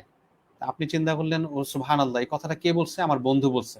আরে আমার বন্ধু তো জীবনেই কখনো মিথ্যা কথা বলে নাই। আসলেই তো জীবনে উনি কখনো মিথ্যা কথা বলে নাই এবং আপনাকেও বলে নাই। বরং উনি আরেকজনের কথাটা সরলভাবে আপনাকে বলেছেন, আপনি বুঝতে পারেন নাই। তাহলে আমার আপনার করণীয় কি? ওই বন্ধুর কথায় বিশ্বাসে করে বসে না থেকে, লেনদেনটা না করে, বরং নিজে গিয়ে মাঠে খোঁজ নেয়া। একটা আরবি প্রবাদ আছে, তাআশারু কাল আকারিব ওয়া তাআমালু কাল আজানিব। তোমরা লেনদেন করো অপরিচিতর মতো, স্ট্রেঞ্জারদের মতো, যেন একে অপরকে চিনো না। অনেক কাছের বন্ধু বলেছে, স্টিল মনে করো চিনি না। চাচা বলেছে, মামা বলেছে, চিনি না। চিনি না মানে কি? মানে তুমি সেখানে নিজে যাচাই করে সিদ্ধান্ত নাও। কারো কথার ভিত্তিতে বিশ্বাস করে নেমে পড়ো না। এটা ফাইন্যান্সিয়াল লিটারেসির একদম ABC, সরেয়া। মানে আপনি যদি আর্থিক অক্ষরতার কথা আমরা বলি, অর্থনৈতিক অক্ষরতার কথা বলি, তাহলে এটা একেবারে ক খ গ পর্যায়ের। যে কোনো আপনার আর্থিক সিদ্ধান্তের আগে আপনার একটু যাচাই করে নেওয়া। যাই হোক, মূল কথাটা এখানে এটাই যে আমাদের পরিশ্রমী হওয়া। আল্লাহ রাসূল সাল্লাল্লাহু আলাইহি ওয়াসাল্লাম, দেখেন একটা হাদিস আছে, খুব চমৎকার হাদিস, বুখারী শরীফে আছে। আল্লাহ রাসূল সাল্লাল্লাহু আলাইহি ওয়াসাল্লাম বলছেন, ইয়াকিদুশ কোথায় يعقد الشيطان على قافية رأس أحدكم إذا هو نام ثلاث عقد ويضرب كل عقدة عليك ليل طويل فارقد فإن استيقظ فذكر الله انحلت عقدة فإن توضأ انحلت عقدة فإن صلى انحلت عقدة فأصبح نشيطا طيب النفس وإلا أصبح خبيث النفس كسلان। আল্লাহ রাসূল সাল্লাল্লাহু আলাইহি ওয়াসাল্লাম, এটা বুখারী শরীফের হাদিস, আল্লাহ রাসূল সাল্লাল্লাহু আলাইহি ওয়াসাল্লাম বলছেন, যখন তোমাদের কেউ ঘুমায় তখন শয়তান তার এখানে 3টা গিরু দেয়। এই যে আমরা রশি দিয়ে গিট্টু দেই না, 3টা গিট্টু দেয় তাকে। একটা গিট্টু দেওয়ার সময় প্রত্যেকটা গিট্টু দেওয়ার সময় কি বলে? আলাইকা লাইলুন তাওয়িলুন ফারকুদ, অনেক লম্বা রাত, ঘুমাও ঘুমাও, ঘুমপুরিতে চলে যাও, অনেক লম্বা রাত ঘুমাও, টেনশন নাই। তো এই ব্যক্তি যখন সকালবেলা উঠে, ফাযাকার আল্লাহ, যখন সে উঠেই আল্লাহ জিকির করে। কি সকালবেলা জিকিরটা কি? ঘুম থেকে উঠে কি জিকির করে? আলহামদুলিল্লাহিল্লাযী আহইয়ানা বা'দামা আমাতানা ওয়া ইলাইহিন নুশুর, এই দোয়াটা যখন সে পড়ে অথবা আল্লাহ জিকির করে, ইনহাল্লাত উকদা, একটা গিট্টু খুলে যায়। এরপর ফাইন তাওয়াদ্দা ইনহাল্লাত উকদা, এরপর যখন সে ওযু করে আরেকটা গিট্টু খুলে যায়। ফাইন সাল্লা ইনহাল্লাত উকদা, এরপর যখন সে নামাজ পড়ে আরেকটা গিট্টু খুলে যায়। এরপর কি হয়? এই 3টা গিট্টু লাগিয়েছিল শয়তান, 3টাই খুলে গেল। ফাসবাহা নাশীতান তাইয়িবান নাফসি, এখন সে কর্মঠ হয়ে যায়, মানে তার কাজে কর্মে ফুরফুরা লাগে খুব। হ্যাঁ, মনে হয় যে আমি আজকে সব কাজ করে ফেলবো, এরকম একটা অবস্থা চলে যায়। তাইয়িবান নাফসি, তার মনটা পবিত্র একটা পরশ চলে আসে। ওয়াইল্লা, আর যদি এটা না হয় মানে কি? সে জিকির করে নাই, ওযুও করে নাই, নামাজও পড়ে নাই, ফজরের সময় সে ঘুম দিছে একটা লম্বা। আসবাহা খাবিসান নাফসি কাসলান, সে ঘুম থেকে ওঠে খাবিসান নাফস, তার অন্তর পচা গলা অপবিত্রর মতো, এবং কাসলান, অলস অবস্থায় ঘুম থেকে ওঠে। আমাদের তরুণ প্রজন্ম কি করছে? তাই করছে, সারা রাত ঘুমাচ্ছে না। কেউ ড্রাগ অ্যাডিক্টেড, কেউ সিনেমা অ্যাডিক্টেড, কেউ পর্নোগ্রাফি অ্যাডিক্টেড, কেউ গল্প গুজবের অ্যাডিক্টেড, কেউ হোয়াট এভার অ্যাডিক্টেড, ঘুমাচ্ছে না। ঘুম নাই। ঘুমটা কোথায়? ফজরের আগে। তাহলে ফজরের সময় তাহলে সে উঠছে না, তাহলে কি হচ্ছে? আসবা খাবিসান নাফসি কাসলান, সে একদম পচা গলা একটা হৃদয় নিয়ে ঘুম থেকে উঠছে এবং কাসলান, অলস হিসেবে উঠছে। তাহলে সে শর্টকাটে বড়লোক হওয়ার আয় চিন্তা করবে না তো কিভাবে করবে? তার মতো ইররেসপন্সিবল মানুষ আর পৃথিবীতে আছে? সে কিভাবে আপনার স্ত্রীর দায়িত্ব নিবে, কিভাবে পরিবারের দায়িত্ব নিবে, কিভাবে পিতামাতার দায়িত্ব নিবে? নাই। এখন আমি ওই ভাইদের কথা বলছি না যারা কাজের প্রয়োজনে তাদেরকে রাতে জাগতে হয়, উইথ ডিউ রেসপেক্ট, তাদেরকে ছাড়া। এটা আল্লাহ রাসূল সাল্লাল্লাহু আলাইহি ওয়াসাল্লামের সুন্নাহ ছিল, সাহাবায়ে কেরাম রিজওয়ানুল্লাহি আলাইহিম আজমাইনের সুন্নাহ ছিল ফজরের পরেই কাজ শুরু করা, এবং আপনার যোহরের আগে আপনার একটু সময় রেস্ট নিয়ে নেওয়া, এরপর আবার আপনার নামাজ আছে, আর রাতের শেষ ভাগে হতে তাহাজ্জুদ পড়া, রাতে আগে ঘুমিয়ে যাওয়া। হ্যাঁ, আল্লাহ রাসূল সাল্লাল্লাহু আলাইহি ওয়াসাল্লাম রাতে ঈশার নামাজের পর গল্পগুজব করতে, টাইম ওয়েস্ট করতে নিষেধ করেছেন। আর আমাদের কিন্তু দেখা যায় যে ঈশার পরেই মোটামুটি মনে হয় যে দিন শুরু হয় অনেকের জন্য। যাই হোক, এই বিষয়গুলো আমাদের মাথায় রাখা উচিত। তাহলে আমাদের তখন কি হবে, আমরা নিজেরাও রেসপন্সিবল হব, পরিবার যখন বিবাহ যখন হবে, বিবাহের আমার স্ত্রী আমার সন্তানদের প্রতিও আমি রেসপন্সিবল হব ইনশাআল্লাহ। জাকাত, সাদাকা, ওয়াকাফ করা, দেখেন আমরা যখন ফাইন্যান্সিয়াল ম্যানেজমেন্টের কথা বলছি, আপনারা যদি ফাইন্যান্সিয়াল ম্যানেজমেন্ট নিয়ে কেউ কোনো কোর্স করে থাকেন, ওয়ার্কশপ করে থাকেন, দেখবেন তারা সবসময় সঞ্চয়ের কথা বলে শুরুর দিকে। হ্যাঁ, আপনার শুরুতেই আপনার যে সঞ্চয়, আমি সঞ্চয়ের কথা বলবো ইনশাআল্লাহ সামনে, কিন্তু এই একটা জিনিস তারা বলে না, তারা কখনো জাকাত, সাদাকা, ওয়াকাফের কথা আমি দেখিনি কোনো কোর্সে বলতে। কিন্তু আমরা যখন শরিয়ার দৃষ্টিকোণ থেকে দেখব যে আল্লাহ রসুল সাল্লাহ আলাইহি সাল্লাম আমাদেরকে যে ফাইন্যান্সিয়াল ম্যানেজমেন্ট শিখিয়েছেন, এখানে একটা অন্যতম উপাদান হচ্ছে মানুষের পাশে দাঁড়ানো, সেটা হোক জাকাতের মাধ্যমে। জাকাত হচ্ছে যেটা আল্লাহ রসুল আল্লাহ তাআলা আমাদেরকে প্রতি বছর আমাদের সম্পদ থেকে 2.5% ওয়াজিব করে দিয়েছেন, অবশ্যই যাদের ন্যূনতম সেই সম্পদ আছে, 1 বছর হয়েছে, ইত্যাদি ইত্যাদি। আর সাদাকা হচ্ছে জেনারেল সাদাকা, জাকাতের বাইরেও অনেক সাদাকা, এবং এর বাইরে আবার আরো কিছু সাদাকা আছে যেখানে আমরা মূলত দীর্ঘমেয়াদী সাদাকা বলতে পারি, এটাকে ওয়াকাফ। এই জিনিসগুলো যেন আমাদের অর্থনৈতিক ব্যবস্থাপনার অংশ হয়। আমাদের যা আয় হোক, সেখান থেকে 100 টাকা হোক, 50 টাকা হোক, যেন প্রতি মাসে আমাদের কিছু সাদাকা হিসেবে যায়। জাকাতটা যেন আমরা অবশ্যই দেই, এবং জাকাত দেওয়াটাকেই যেন আমরা মানে অনেক দান করে ফেললাম এরকম মনে না করি। দেখেন, জাকাত একটা লায়াবিলিটি। লায়াবিলিটি মানে কি, এটা আমাকে দিতেই হবে, এটা না দিলে তো আমার কি হবে, ওয়াল্লাযিনা ইয়াকনিজুনা যাহাবা ওয়াল ফিদ্দাতা ওয়া লা ইউনফিকুনহা ফি সাবিলিল্লাহ ফাবাশশিরহুম বিআযাবিন আলীম। আল্লাহ তাআলা বলছেন, যারা স্বর্ণ রূপা জমা করে মানে জাকাত দেয় না, হ্যাঁ, এবং আল্লাহর রাস্তায় আপনার কি করে না, ইউনফিকুনহা, তারা খরচ করে না, ফাবাশশিরহুম বিআযাবিন আলীম, এদেরকে মর্মন্তুদ শাস্তির ঘোষণা দাও, মর্মন্তুদ শাস্তির কথা বলো। এবং সেই শাস্তি কি, যেদিন ওই স্বর্ণ রূপাগুলোকে গরম করা হবে, গরম করে কপালে পিঠে ছেক দেওয়া হবে, এবং বলা হবে কি, হাদা মা কানাসতুম লি আনফুসিকুম ফাযুকু মা কুনতুম তাকনিজুন, এই যে এগুলাই তোমরা জমা করতে, এখন নাও, এখন এগুলো ভোগ করো। আল্লাহ তাআলা এইভাবে আমাদেরকে তিরস্কার করে বলবেন। কাজেই জাকাতটা এটা দিতেই হবে, মানে এইটা কোনো ছাড় নাই। আমি অনেককে দেখেছি আমাদের সমাজে জাকাত নিয়ে কয়েক ধরনের মানুষ আছে। এক ধরনের মানুষ আছে, এরা জাকাতকে কিছু মনেই করে না, দেয়ই না, মানে মুসলিম কিন্তু they don't care about it, তারা এটাকে দেয়ই না। আরেক ধরনের মানুষ আছে যারা দেয় কিন্তু হিসাব করে দেয় না। আরেক ধরনের মানুষ আছে যারা, মানে আচ্ছা, এই এই যে দেয় না, হিসাব করে দেয় না, আবার কেউ আছে হিসাব করে দেয়, এই দুইজনের মাঝে আবার আরেকটা আছে, কেউ হয়তো আপনার অনুমানের ভিত্তিতে আপনার কি করলো, ওই কিছু আপনার জাকাতের শাড়ি, জাকাতের লুঙ্গি, যেগুলো দিয়ে আসলে এদের কোনো কাজে লাগবে না, এগুলো দিয়ে একটু ঢাকঢোল পিটিয়ে, হ্যাঁ, আবার অনেকে মানুষ মারাও যায়, এগুলো দিয়ে দিল। যাই হোক, জাকাতের ব্যাপারে, এই ব্যাপারে আমাদের কোনো ছাড় নেই, এটা তো দিতেই হবে, কিন্তু এর বাহিরেও আমাদেরকে দিতে হবে। এবং আমি এখানে একটা পয়েন্ট নিয়ে আসছি, দেখেন, যে আপনি যখন ফাইন্যান্সিয়াল ম্যানেজমেন্ট নিয়ে কোনো কোর্স করবেন, অর্থ ব্যবস্থাপনা নিয়ে, দেখবেন যে তারা ইন্স্যুরেন্সের কথা বলে। আমি মনে করি যে আল্লাহ রসুল সাল্লাল্লাহু আলাইহি ওয়াসাল্লাম এবং আমাদেরকে এবং আল্লাহ সুবহানাহু ওয়া তাআলা আমাদেরকে বিভিন্ন আয়াতে হাদিসে যে কথাটি বোঝানোর চেষ্টা করেছেন, সেটা হচ্ছে সাদাকা যাকাতই হলো সম্পদের ইন্স্যুরেন্স। আপনি যদি আপনার সম্পদের ইন্স্যুরেন্স চান, সাদাকা এবং যাকাতের আর কোনো গত্যান্তর নেই। আল্লাহ তাআলা কি বলছেন আল কোরআনুল কারীমে, ইয়ামহাকুল্লাহুর রিবা ওয়া ইউরবিস সাদাকাত, আল্লাহ তাআলা রিবাকে ধ্বংস করে দেন এবং সাদাকাতকে বাড়িয়ে দেন। এই বাড়িয়ে দেওয়াটাই আপনার সম্পদের ইন্স্যুরেন্স। মানে আল্লাহ সুবহানাহু ওয়া তাআলা মূলত এক ধরনের গ্যারান্টি দিচ্ছেন যেন আমার এই এই সম্পদটা কি না হয়, আপনার মানে সম্পদটা কিভাবে বাড়বে। এবং এখানে আরেকটি হাদিস আমি ইয়া করেছি, সেটা হচ্ছে আবু হুরায়রা রাদিয়াল্লাহু আনহু থেকে বর্ণিত। এটা এটা সহিহ বুখারী এবং মুসলিমও এসেছে, নাসাই ইবনে মাজাতেও এসেছে। আল্লাহ আল্লাহ আল্লাহ রাসূল সাল্লাল্লাহু আলাইহি ওয়াসাল্লাম বলছেন, ইন্নাল্লাহা আযজা ওয়া জাল ইয়াকবালু সাদাকাত ওয়া ইয়াখুযুহা বিয়ামিনিহি ফায়ুরাব্বিহা লিআহাদিকুম কামা ইউরাব্বি আহাদুকুম মুহরাহু আও ক্বালা ফালুয়াহু হাত্তা ইন্নাল লুকমাতা লাতাসিরু মিসলা উহুদিন। যে আল্লাহ রাসূল সাল্লাল্লাহু আলাইহি ওয়াসাল্লাম বলছেন, আল্লাহ সুবহানাহু ওয়া তাআলা তোমাদের সাদাকাগুলো কবুল করে এটাকে তারবিয়া করেন, মানে এটাকে বড় করেন, গ্র্যাজুয়ালি বড় করেন, আস্তে আস্তে বড় করেন, যেমন তোমরা তোমাদের সন্তানদেরকে বড় করো, সেরকম ভাবে বড় করেন। ফলে কি হয়, এক লোকমা সাদাকা, ইন্নাল লোকমা, এক লোকমা সাদাকা ওহুদের পরিমাণ হয়ে যায়, মিসলু উহুদ।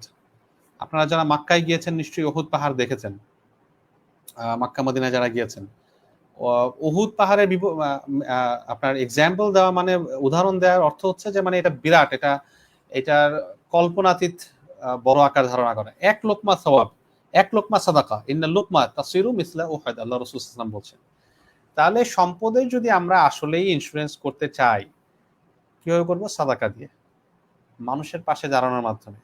আমরা যখন মানুষের পাশে দাঁড়াবো, আল্লাহ সুবহানাহু ওয়া তাআলা আমাদের সম্পদকে কিভাবে বাড়াবেন না করবেন আমরা চিন্তাই করতে পারবো না। ওকে, কাজেই আমরা যখন একটা পরিবার, দুজন মিলে তো একটা পরিবার, একটা স্বামী স্ত্রী, আমাদেরকে সাদাকা, জাকাত, ওয়াকাফ এগুলো আমাদের প্রতি মাসের একটা অংশ থাকা উচিত। যে আমরা প্রতি মাসে ১০০ টাকা, ২০০ টাকা, ৫০০ টাকা, যার যতটুকু আয় সে অনুযায়ী আমরা সাদাকা করব। এটা একটা মানে কন্টিনিউয়াস একটা একটা প্রসেস। এমন না যে আজকে করলাম, ১ মাসে করলাম, পরের মাসে করলাম না, বিষয়টা এরকম না। কঠিন প্রয়োজন ছাড়া মানুষের কাছে না চাওয়া, এর আগে আমি ঋণ নিয়ে বলেছিলাম, এখানে আমি লিখেছি, এখানে বলার চেষ্টা করেছি ওভারঅল না চাওয়া, মানে একটা তো হচ্ছে ঋণ, আরেকটা হচ্ছে এমনিতেই না চাওয়া, মানে যেমন দান না চাওয়া, কঠিন প্রয়োজন ছাড়া। একজন কোনোভাবেই সে মেটাতে পারছে না, তার আল্লাহ সুবহানাহু ওয়া তাআলা অবশ্যই তাকে যাকাতকে তার হক বলেছেন, কি ওয়াফি আমওয়ালিকুম হাক্কুল লিসসাইলি ওয়াল মাহরুম, ওয়াফি আমওয়ালিহিম হাক্কুল লিসসাইলি ওয়াল মাহরুম, ধনীদের সম্পদে যারা চায় এবং যারা বঞ্চিত দুস্থ তাদের হক রয়েছে, আল্লাহ সুবহানাহু ওয়া তাআলা আল কোরআনুল কারীমে বলেছেন। কিন্তু আমি আপনাদের কথা আপনাদেরকে বলছি, আমার নিজেকে বলছি, আমার নিজের পরিবারকে বলছি যে আমরা চেষ্টা করব একান্ত মানুষের কাছে না চাইতে। এর অর্থ কি? এর অর্থ এটা না যে এমন সিচুয়েশন, যে খুব খারাপ সিচুয়েশন স্টিল আমরা কোনোভাবেই চাইবো না, এটা বলছি না। বলছি যেটা যে আমরা যেন বেশি বেশি আল্লাহমুখী হই। এবং এখানে একটা হাদিস আছে, আল্লাহ রাসূল সাল্লাল্লাহু আলাইহি ওয়াসাল্লাম বলেছেন, আব্দুল্লাহ ইবনে আমর রাদিয়াল্লাহু থেকে বর্ণিত, মুসনাদ আহমদে এসেছে যে আল্লাহ রাসূল সাল্লাল্লাহু আলাইহি ওয়াসাল্লাম বলেছেন, আল ইয়াদুল উলিয়া খায়রুম মিনাল ইয়াদিস সুফলা। আল ইয়াদুল উলিয়া, ইয়াল উলিয়া মানে উপরের হাত, মানে যে এই হাতটা যখন এইভাবে থাকা, এই হাতটা এই হাতের চেয়ে উত্তম। এই হাত কি? আল ইয়াদুল উলিয়া হচ্ছে আল মুতিয়া, মানে দানকারী, যেটা দেয় মানুষকে। অর্থাৎ দাতা হাত গ্রহিতা হাতের চেয়ে ভালো। তার মানে কি? মানুষের কাছে চাওয়ার চেয়ে মানুষকে দেওয়া ভালো। যে একান্ত যেন আমাদের মানুষের কাছে চাইতে না হয়। এবং আমরা আমরা আবারও বলছি, আমরা পরিবার সবাই মিলে একটা টিম, সবাই মিলে আমরা একটা দল, সবাই মিলে আমরা একটা প্রতিষ্ঠান। আমরা সবাই একে অপরকে সহযোগিতা করব যেন আমার কারণে আমার পিতাকে, আমার হাজবেন্ডকে যেন মানুষের কাছে হাত পাততে না হয়। তাদের যে আর্নিং আছে, যে অবস্থায় আছে, সে অবস্থায় যেন আমরা চলার চেষ্টা করি, নিজেদের চাহিদাকে যেন সংকুচিত করে ফেলি। এখানে ৮ নম্বর একটা পয়েন্ট এসেছে, সঞ্চয় করা। সঞ্চয় করার বিষয়টি আমরা অনেকে নেগেটিভ ভাবে দেখি। কেউ তো আছে সঞ্চয়টাকেই মুখ্য মনে করি, মনে করি যে সব সঞ্চয়ই করে ফেলবো, তাহলে আমার আর কোনো টেনশন নাই। আর সঞ্চয় করতেই থাকবো, এক বিল্ডিং এরপরে আরেকটা, এরপর আরেকটা, এক প্রপার্টি আরেকটা, হ্যাঁ, সেভিং করতেই থাকবো। কোনো জাকাত দেব না, সাদাকা দেব না, মানুষকে দেব না, কমে যাবে। এটা হচ্ছে একটা এক্সট্রিম। আরেকটা আমরা মনে করি যে আমার যা আসছে সব সাথে সাথে আমি ব্যয় করে ফেলবো, হাতে কিছু রাখাটাই এটা তাওয়াক্কুলের পরিপন্থী। বিষয়টা আসলে এরকম নয়। বিভিন্ন হাদিস থেকে আমরা সাহাবায়ে কেরাম রিজওয়ানুল্লাহি আলাইহিম আজমাইনের যে সম্পদ ছিল সেগুলো আমরা দেখি। এমনকি একটি হাদিস যেটা মূলত আমি এখানে উল্লেখ করতে চাই, যেটা সহিহ বুখারীতেও এসেছে হাদিসটি। সাদ ইবনে আবি ওয়াক্কাস রাদিয়াল্লাহু আনহু অত্যন্ত প্রবীণ এবং একজন গুরুত্বপূর্ণ সাহাবী ছিলেন। সব সাহাবী গুরুত্বপূর্ণ, তাকে আলাদাভাবে আমি উল্লেখ করছি। তিনি আপনার হজ্জাতুল বিদায়ের সময়, বিদায়ী হজের সময় তিনি অসুস্থ হয়ে যান। হ্যাঁ, অসুস্থ হয়ে যান, খুব খুব ব্যথা হয় তার। তখন রাসূল সাল্লাল্লাহু আলাইহি ওয়াসাল্লাম ওনাকে দেখতে যান। দেখতে যাওয়ার পরে তিনি বলেন যে, ইয়া রাসূলুল্লাহ, আপনি তো দেখছেনই আমার কি অবস্থা, ব্যথা, আমি অসুস্থ। মানে তিনি ভাবছিলেন যে হয়তো তিনি মারা যাবেন, সাদ ইবনে আবি ওয়াক্কাস রাদিয়াল্লাহু আনহু। এবং তখন তিনি বললেন যে আমার আসলে শুধু একটা মেয়েই আছে, আর কেউ নাই, আমার কোনো কিছু নাই, মানে কোনো উত্তরাধিকার নেই। কাজেই আমি কি আমার সম্পদের 2/3 দান করে যাই ইয়া রাসূলুল্লাহ? তখন আল্লাহ রাসূল বললেন, না, আপনি অর্ধেক চিন্তা করেন, সরি, না, আল্লাহ রাসূল সাল্লাল্লাহু বললেন যে না। তখন সাদ ইবনে আবি ওয়াক্কাস রাদিয়াল্লাহু আনহু ফের জিজ্ঞেস করলেন, ইয়া রাসূলুল্লাহ, তাহলে বিশ-সাতরি, অর্ধেক সম্পদ দিয়ে যাই, 50% দান করে দিয়ে যাই? রাসূল সাল্লাল্লাহু বললেন যে না। এরপরও রাসূল একই কথাই বললেন, না। আবার সাদ ইবনে আবি ওয়াক্কাস রাদিয়াল্লাহু আনহু বললেন যে, ইয়া রাসূলুল্লাহ, তাহলে সুলুস দেই, 1/3 দান করে দেই। তার মানে প্রায় অলমোস্ট 70% বাকি থাকবে, সরি 66% এর মতো থাকবে, আর 33% আমি 33.33% দান করে যাই। তখন রাসূল সাল্লাল্লাহু আলাইহি ওয়াসাল্লাম বললেন, হ্যাঁ, আস-সুলুসু কাসীর, 1/3 অনেক। তুমি যে 1/3 দানের কথা বলতেছো এটা অনেক। ঠিক আছে, এটা করতে পারো। এবং উনি একটা কথা বলেন যেটা আমাদের জন্য অনেক গুরুত্বপূর্ণ। উনি বলেন যে আনতা দা ওয়ারাসাতাকা আগনিয়া খায়রুম মিন আন তাযরাহুম আলাতান ইয়াতাকাফাফুনা নাস, যে তুমি মানুষ, তোমার পরিবারকে, তোমার উত্তরাধিকার যারা, তাদেরকে তুমি ধনী রেখে যাওয়া, ধনী বলতে মানে সচ্ছল হিসেবে রেখে যাওয়াটা উত্তম কোন অবস্থা থেকে, তাদেরকে একেবারে ফকির, যে তারা মানুষের কাছে এখন চাইতে হচ্ছে, তুমি মারা যাওয়ার সাথে সাথে ওদের কিচ্ছু নাই, মানুষের কাছে চাইতে হচ্ছে, এই অবস্থা থেকে তাদেরকে আপনার আগনিয়া রেখে যাওয়াটা উত্তম। এই হাদিস থেকে আমরা বুঝতে পারি, আরো বিভিন্ন হাদিস থেকেও এই কথা বোঝা যায় যে সম্পদ সঞ্চয় ওভারঅল করতে, মানে আমি যেমনটি বললাম সঞ্চয় মানে কোনটা, যেমন আল্লাহ আল কোরআন কারীমে আল্লাহ তাআলা ওয়াল্লাযিনা ইয়াকনিজুনা আয-যাহাবা ওয়াল ফিদ্দা, স্বর্ণ রূপা সঞ্চয়কারীকে তিরস্কার করেছেন। ওইটার ব্যাখ্যায় তাফসীরকারকরা বলছেন এই সঞ্চয় হচ্ছে এমন সঞ্চয় যে সে যাকাত দেয় না, সে যে তার উপর যে ওয়াজিব ইনফাক, তার পিতা মাতাকে দেয়া, স্ত্রীকে দেয়া, হ্যাঁ আপনার আমি যেগুলো আগে বলেছি এগুলো করে না, সে শুধু সঞ্চয়ই করে, সেটা আল্লাহ সুবহানাহু ওয়া তাআলা অপছন্দ করেন, শরিয়া অপছন্দ করে। কিন্তু আমাদের মৌলিক যে আপনার পরিবারের জন্য কিছু সঞ্চয় রাখা, হঠাৎ একটা সমস্যা আসলে, যেমন এই যে আমি বললাম, আমি যদি সব খরচ করে ফেলি, একেবারেই আমার ইয়া না থাকে, অবশ্যই আল্লাহ সুবহানাহু ওয়া তাআলা আমাকে দিবেন, কিন্তু আমার কিছু আমার আমার আমার ব্যয়ের ক্ষেত্রে কিছু এভাবে ব্যয়টা করা উচিত যেন আমি সব ব্যয় করে শেষ না করে ফেলি। আমার প্রয়োজনের চেয়ে বেশি ব্যয় না করা, ইত্যাদি যা যা বললাম এর বাহিরে কিছু সঞ্চয় রাখা, যেন কখনো বেতনটা আসতে দেরি হলে আমার কাছে, মানুষের কাছে চাইতে না হয়, আমার ঋণের কাছে প্রয়োজনে যেতে না হয়। এভাবে করে মূলত পরিবারটাকে আমাদের উভয় মিলে আন্ডারস্ট্যান্ডিং করে চলা উচিত। লাস্ট ২টা পয়েন্ট বাকি, আপনারা দীর্ঘ সময় ধরে শুনছেন, এজন্য অনেক শুকরিয়া। আমরা ১০টা পয়েন্টের কথা বলেছিলাম, অনেক লম্বা সময় হয়ে গিয়েছে, দুঃখিত, আমি এত লম্বা সময় কথা না বলার চেষ্টা করি, তারপরেও লাস্ট ২টা পয়েন্ট ইনশাআল্লাহ। ৯ নম্বর পয়েন্টটা আমার কাছে অনেক গুরুত্বপূর্ণ, যে স্বামী স্ত্রী একে অপরকে পার্টনার মনে করা। দেখেন আল্লাহ সুবহানাহু ওয়া তাআলা আল কোরআন কারীমে হাজব্যান্ড ওয়াইফকে জাওজ শব্দ দিয়ে উল্লেখ করেছেন অধিকাংশ আয়াতে। হ্যাঁ, কিছু আয়াতে ইমরাআতুন বলেও উল্লেখ করেছেন, তবে জাওজ উল্লেখ করেছেন। জাওজ মানে হচ্ছে জোড়া। হ্যাঁ, জাওজ হচ্ছে জোড়া। জাওজকে পার্টনারও বলতে পারি আমরা, কারণ একটা জোড়া আরেকটা জোড়ার জন্য আসলে পার্টনার। আবার আরেকটা আয়াতে দেখেন আল্লাহ সুবহানাহু ওয়া তাআলা, যদিও এটা রমজানের রোজার রাতের ব্যাপারে আয়াতটা, কিন্তু সেখানে আল্লাহ তাআলা উল্লেখ করেছেন হুন্না লিবাসুল লাকুম ওয়া আনতুম লিবাসুল লাহুন্না, যে তোমাদের স্ত্রীরা তোমাদের জন্য লিবাস এবং তোমরাও তাদের জন্য লিবাস। লিবাস মানে হচ্ছে পোশাক, লিবাস মানে হচ্ছে পরিচ্ছদ। এখন পোশাক এবং শরীরের সম্পর্কটা কি, ওইটাও কিন্তু এক ধরনের পার্টনারশিপ, একে অপরের জন্য যে অর্থটি বোঝায়। কাজে এখানে আপনার মানে কয়েকটা বিষয় এই দৃষ্টিভঙ্গিটা থেকে চলে আসে, যে আমরা যদি একে অপরের পার্টনার হই, হ্যাঁ, যেমনটা আমি প্রতিষ্ঠানের উদাহরণ দিয়েছি, কোম্পানির উদাহরণ দিয়েছি, এরকম দুজন মিলে যদি আমরা একটা পরিবারের পার্টনার হই, কাজেই আমাদের চিন্তা ভাবনা থেকে শুরু করে সকল কিছুতেই আসলে সেরকম হবে। আমরা সুখ দুঃখে একে অপরের সঙ্গী হব, শুধু সুখের নয়, একে অপরের পিতামাতার, যেমন স্বামী সে আর্ন করে, স্ত্রী যেহেতু বাসায় সময় দেয়, গৃহিণী হিসেবে তাকে ইয়া করে, পরিবারকে সে দেখাশোনা করে। তো এখন স্বামীর পরিবার খুব ভালো যাচ্ছে, স্বামীর পিতামাতাও সবাই ভালো আছে, স্ত্রীর পিতামাতা সমস্যায় আছে, অসুখে, তারা চলতে পারে না। এখন হাজবেন্ডের উচিত বাই ডিফল্ট নিজের পিতামাতা মনে করেই তাদের সামনে তাদের জন্য এগিয়ে যাওয়া।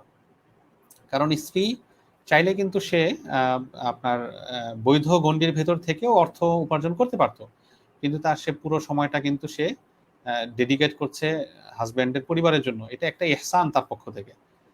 ঠিক একইভাবে হাজবেন্ডেরও উচিত সেই জায়গা থেকে ইহসান প্রদর্শন করা, এবং স্ত্রীর যে সমস্যাগুলো, তার পরিবারের ইত্যাদি, এগুলোকে নিজের পরিবার মনে করেই বিবেচনা করা।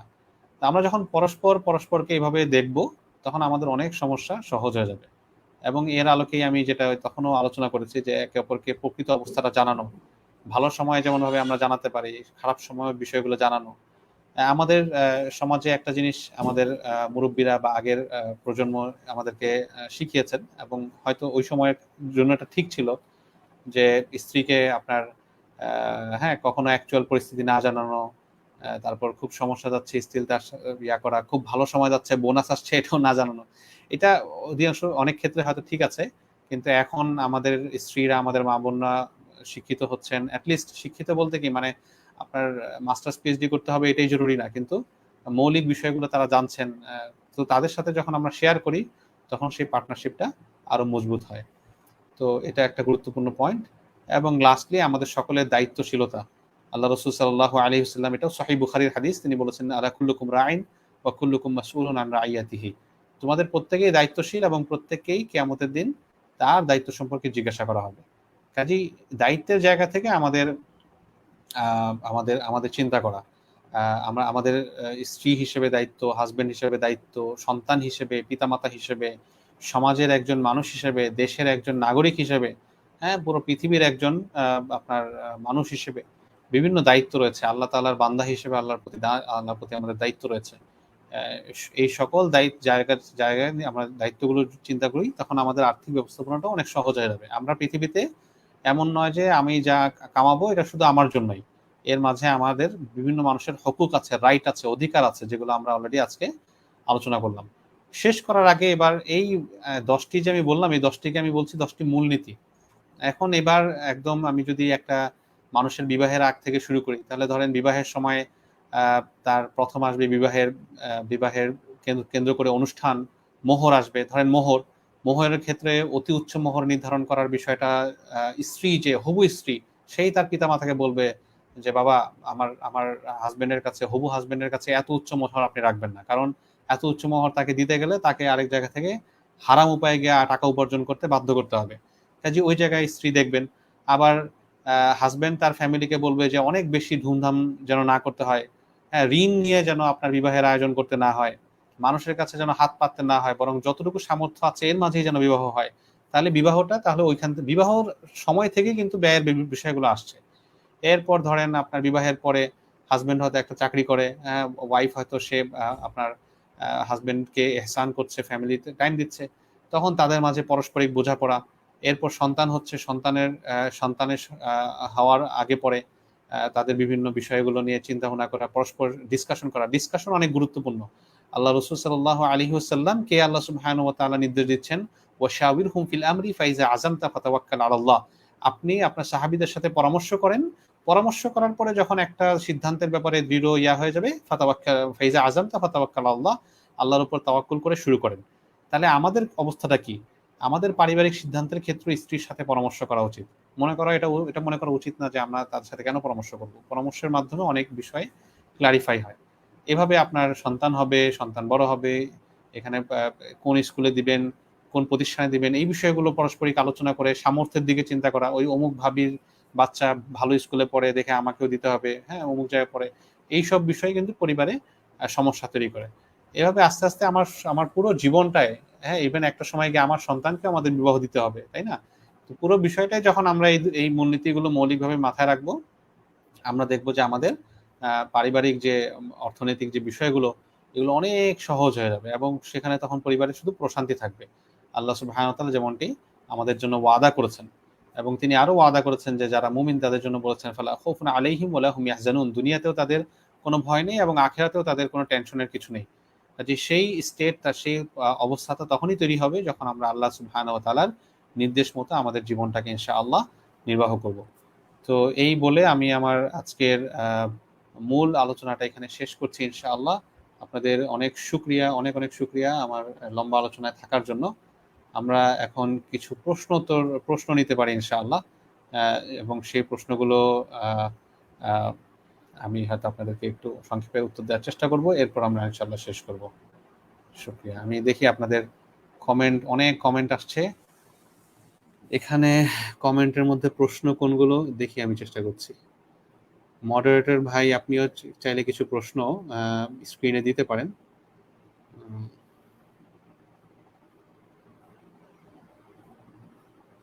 ওকে, অনেকেই অনেক অনেক ভালো কথা লিখেছেন, আপনাদের সকলকে শুকরিয়া। কথাগুলো শেয়ার করবেন আপনাদের, যেমনটি আমি বারবার বলছি যে এখানে পরিবারের সবার, আমরা বলি বাই ইন, মানে সবার এখানে এই জায়গাগুলোতে মৌলিক কিছু বিষয়ে একমত হওয়া প্রয়োজন। হ্যাঁ, সবাই মিলেই আমাদের পরিবারটা, আমাদের সন্তানদেরকেও এই বিষয়টা রাখা দরকার। শেখ, আপনার এই বিষয়ে কোনো কিতাব থাকলে জানলে উপকৃত হব। এই বিষয়ে অ্যাজ ইট ইজ হয়তো কিতাব থাকতে পারে, আমার এই মুহূর্তে জানা নেই। মূলত আমি যেটা চেষ্টা করেছি, মৌলিক প্রিন্সিপালগুলোকে বিভিন্ন জায়গা থেকে নিয়ে এসে সেটা কোরআন এবং সুন্নাহর আলোকে দেখানোর চেষ্টা করেছি আর কি। আচ্ছা, একজন প্রশ্ন করেছেন, নাদিয়া সুলতানা, ছাত্র অবস্থায় মাসিক ইনকাম 20,000 টাকা হলে তার কি জাকাত ফরজ হয়? সে পরিবারের সবার ছোট এবং অবিবাহিত।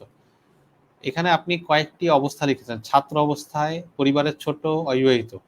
বিষয় হলো এই তিনটার কোনোটাই জাকাত ওয়াজিব হওয়া না হওয়ার উপর কোনো প্রভাব ফেলে না।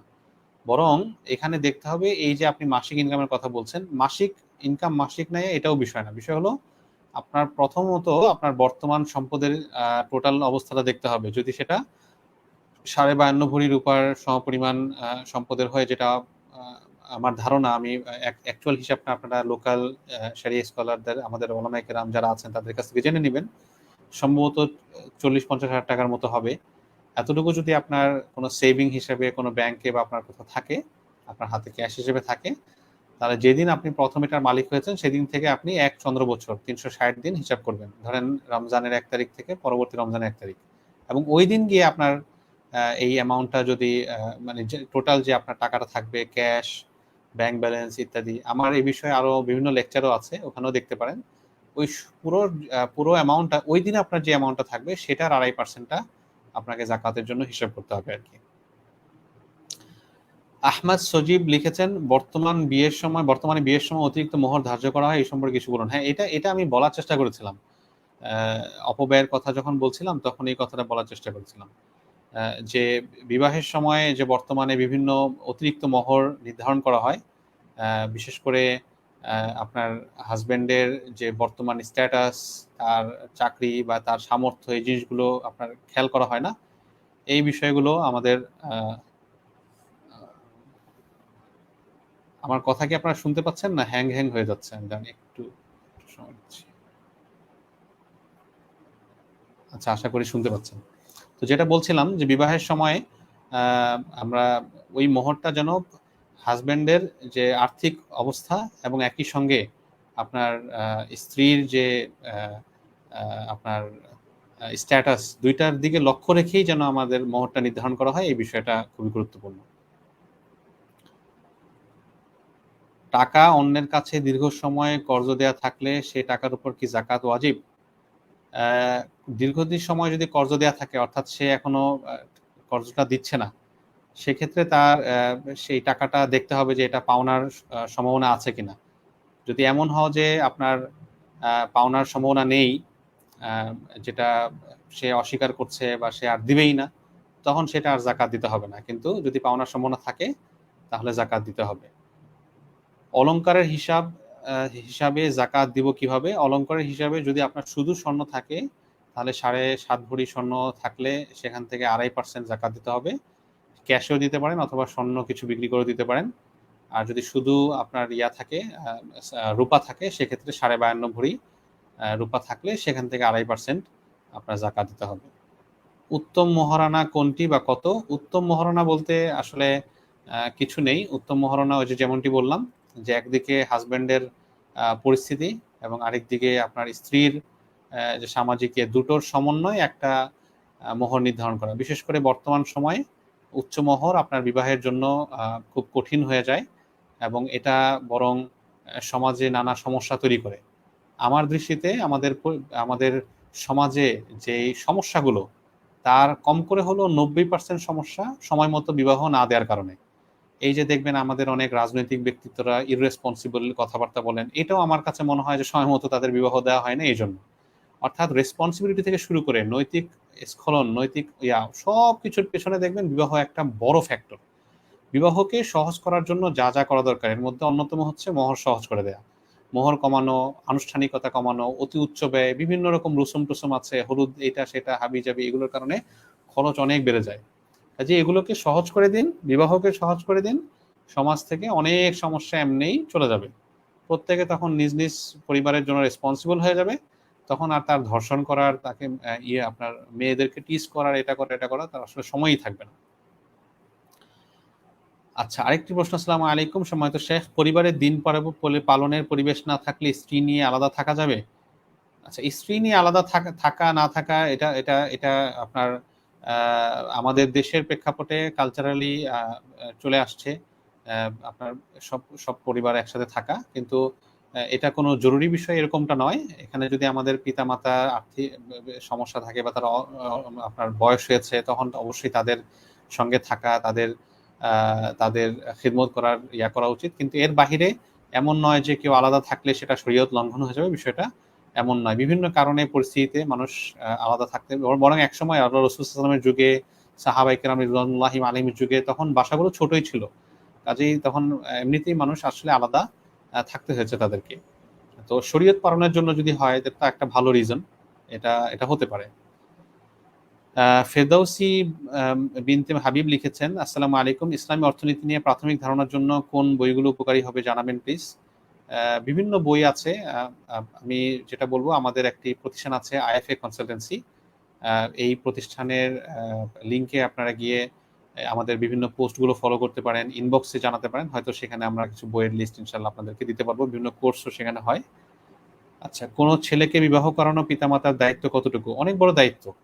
একজন বড় আলেম বলেছেন, আমি এই মুহূর্তে নামটি মনে রাখতে পারছি না, যে আমি যদি আমার সন্তানদেরকে কোরআনের শিক্ষা দেই, হজ করাই এবং বিবাহ করাই, তাহলে আমি তার হক আদায় করলাম। এখন আমি তার কাছে আমার হক আশা করতে পারি।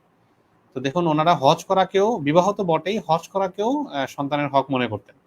হ্যাঁ, তো বিবাহ আপনার পিতামাতা, বিশেষ করে যদি তারা সামর্থ্যবান হন, বা স্টিল ওইভাবে সামর্থ্য না থাকলেও যদি তারা জানেন যে আমরা একটু তাকে আগ্রহ দিলে, তাকে একটু ফ্যাসিলিটেট করলে সে বিবাহটা করতে পারে, তাহলে অবশ্যই তাদের উপর এটা জরুরি।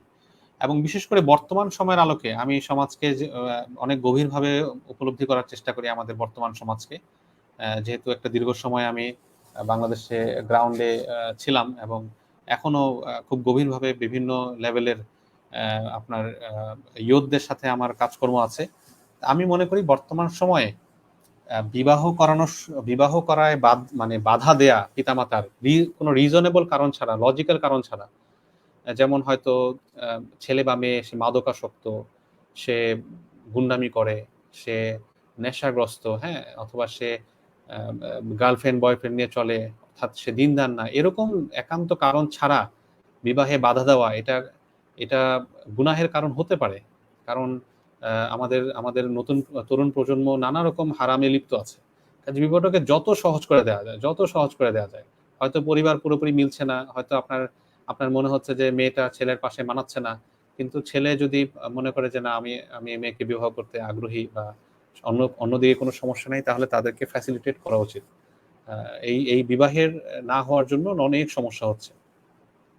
মোহরানা প্লাস কাবিনের পার্থক্য কি? আহমদ ফরিদ মুস্তফা লিখেছেন, মোহরানা মনে যে হচ্ছে, যেটা হাজবেন্ড বিবাহের জন্য একজন স্ত্রীকে প্রদান করেন, এটা এক ধরনের গিফটের মতো, কিন্তু আল্লাহ সুবহানাহু ওয়া তাআলা ওয়াজিব করেছেন। এটা হচ্ছে মোহর বলি আমরা। আর কাবিন, কাবিন আসলে কোথা থেকে আসছে, কাবিন ওয়ার্ডটার রুট এই মুহূর্তে আমার মনে আসছে না, কিন্তু আমাদের দেশে কাবিন বলতে ওই আলাদা একটা ইয়াকে বুঝায়, যে শুধুমাত্র আপনার বিবাহের ইজাব কবুল করে রেখে দিবে, এটাকে বলে যে কাবিন করানো। কিন্তু আসলে এরকম কিছু নাই। কাবিন করানো বলতে সমাজে যেটাকে বোঝানো হয়, ওইটা দিয়ে বিবাহ আসলে হয়ে যায়। সমাজে কি করে, আমাদের সমাজে অনেক রুসুম আছে। কোথাও ওই কাবিনটাকে আলাদা করাবে, এরপর উঠিয়ে দিবে, উঠিয়ে নিয়ে আসবে, মানে অনেকগুলো স্টেপ, যেগুলো আসলে শরিয়ার দৃষ্টিকোণ থেকে কোনো কোনো ইয়েই নেই আসলে। হ্যাঁ, তো ওই কাবিনটাকে আলাদা করার জন্য ওনারা এই নামে বলে, কিন্তু ওরকম আসলে কিছু নেই। ইশফাক দেওয়ান লিখেছেন, তালাকের জন্য কি কাবিনের টাকা বাকি রেখে, তালাকের জন্য কাবিনের টাকা বাকি রাখে অনেকে, কিভাবে দেখেন? কাবিনের টাকা বলতে মানে মোহরের টাকা বলতে বোঝাতে চাচ্ছেন আর কি। তালাকের জন্য বাকি, এটা এটা ঠিক না আসলে। আপনার মোহরের টাকা বিবাহের সাথে সম্পৃক্ত, এটা তালাকের সাথে এটার কোনো ইয়া নেই, বরং এটাকে সময় মতো পরিশোধ করে দেওয়া উচিত। অন্তত পরিশোধের একটা প্রপার প্ল্যান থাকা উচিত।